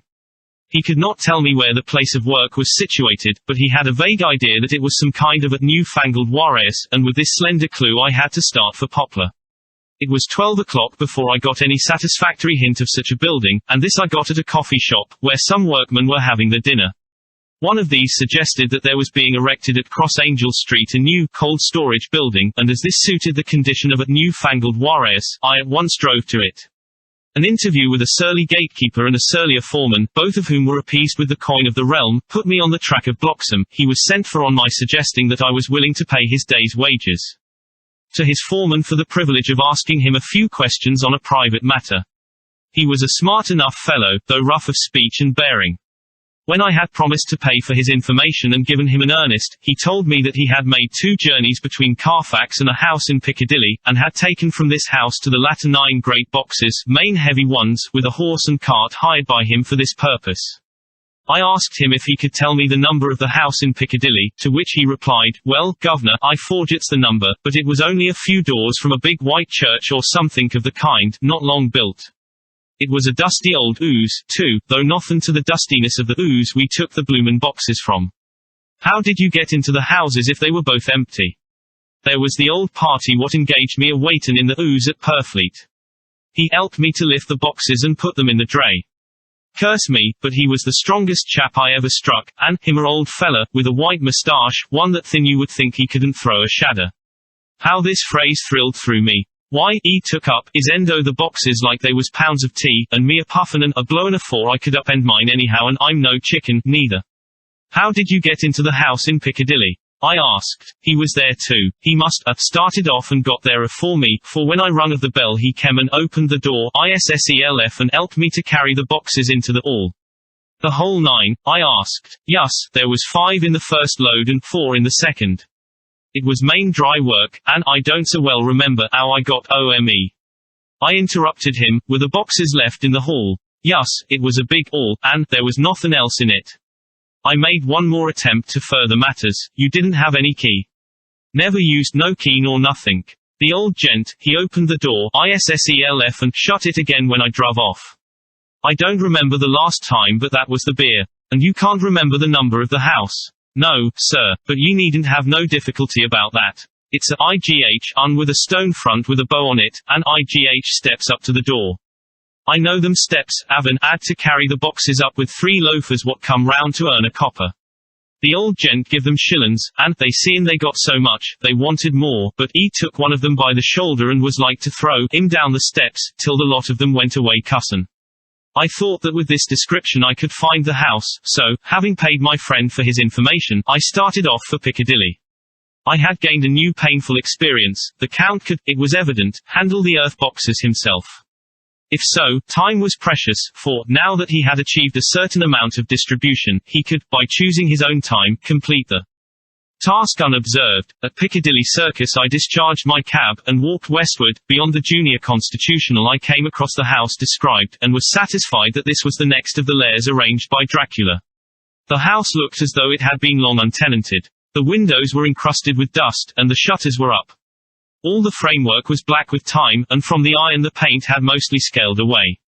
It was evident that up to lately there had been a large notice board in front of the balcony. It had, however, been roughly torn away, the uprights which had supported it still remaining.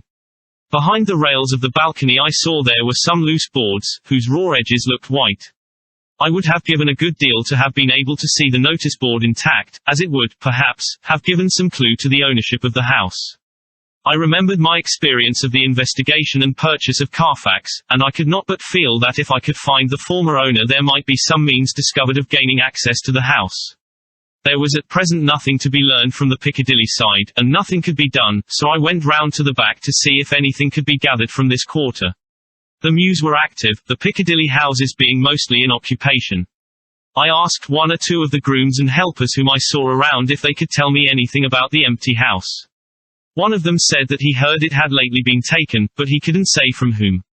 He told me, however, that up to very lately there had been a notice board of "for sale" up, and that perhaps Mitchell, Sons, and Candy, the house agents, could tell me something, as he thought he remembered seeing the name of that firm on the board. I did not wish to seem too eager, or to let my informant know or guess too much, so, thanking him in the usual manner, I strolled away. It was now growing dusk, and the autumn night was closing in, so I did not lose any time. Having learned the address of Mitchell, Sons, and Candy from a directory at the Berkeley, I was soon at their office in Sackville Street. The gentleman who saw me was particularly suave in manner, but uncommunicative in equal proportion. Having once told me that the Piccadilly house which throughout our interview he called a mansion was sold, he considered my business as concluded. When I asked who had purchased it, he opened his eyes a thought wider, and paused a few seconds before replying, "It is sold, sir." "Pardon me," I said, with equal politeness, "but I have a special reason for wishing to know who purchased it." Again he paused longer, and raised his eyebrows still more. "It is sold, sir," was again his laconic reply. "Surely," I said, "you do not mind letting me know so much." "But I do mind," he answered. "The affairs of their clients are absolutely safe in the hands of Mitchell, Sons, and Candy." This was manifestly a prig of the first water. And there was no use arguing with him. I thought I had best meet him on his own ground, so I said, "Your clients, sir, are happy in having so resolute a guardian of their confidence. I am myself a professional man." Here I handed him my card. In this instance I am not prompted by curiosity, I act on the part of Lord Godalming, who wishes to know something of the property which was, he understood, lately for sale. These words put a different complexion on affairs. He said, "I would like to oblige you if I could, Mr. Harker, and especially would I like to oblige his lordship. We once carried out a small matter of renting some chambers for him when he was the Honourable Arthur Homewood. If you will let me have his lordship's address I will consult the house on the subject, and will, in any case, communicate with his lordship by tonight's post. It will be a pleasure if we can so far deviate from our rules as to give the required information to his lordship." I wanted to secure a friend, and not to make an enemy, so I thanked him, gave the address at Dr. Seward's and came away. It was now dark, and I was tired and hungry. I got a cup of tea at the Aerated Bread Company and came down to Purfleet by the next train. I found all the others at home. Mina was looking tired and pale, but she made a gallant effort to be bright and cheerful. It wrung my heart to think that I had had to keep anything from her and so caused her inquietude. Thank God, this will be the last night of her looking on at our conferences, and feeling the sting of our not showing our confidence. It took all my courage to hold to the wise resolution of keeping her out of our grim task. She seems somehow more reconciled, or else the very subject seems to have become repugnant to her, for when any accidental allusion is made she actually shudders. I am glad we made our resolution in time, as with such a feeling as this, our growing knowledge would be torture to her. I could not tell the others of the day's discovery till we were alone, so after dinner followed by a little music to save appearances even amongst ourselves I took Mina to her room and left her to go to bed. The dear girl was more affectionate with me than ever, and clung to me as though she would detain me, but there was much to be talked of and I came away. Thank God, the ceasing of telling things has made no difference between us. When I came down again I found the others all gathered round the fire in the study. In the train I had written my diary so far, and simply read it off to them as the best means of letting them get abreast of my own information. When I had finished Van Helsing said, "This has been a great day's work, friend Jonathan. Doubtless we are on the track of the missing boxes. If we find them all in that house, then our work is near the end. But if there be some missing, we must search until we find them. Then shall we make our final coup, and hunt the wretch to his real death." We all sat silent a while and all at once Mr. Morris spoke. "Say, how are we going to get into that house?" "We got into the other," answered Lord Godalming quickly. "But, Art, this is different. We broke house at Carfax, but we had night and a walled park to protect us. It will be a mighty different thing to commit burglary in Piccadilly, either by day or night. I confess I don't see how we are going to get in unless that agency duck can find us a key of some sort. Perhaps we shall know when you get his letter in the morning." Lord Godalming's brows contracted, and he stood up and walked about the room. By and by he stopped and said, turning from one to another of us, "Quincy's head is level. This burglary business is getting serious. We got off once all right, but we have now a rare job on hand unless we can find the Count's key basket.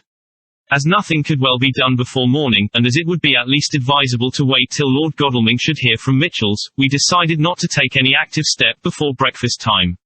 For a good while we sat and smoked, discussing the matter in its various lights and bearings. I took the opportunity of bringing this diary right up to the moment.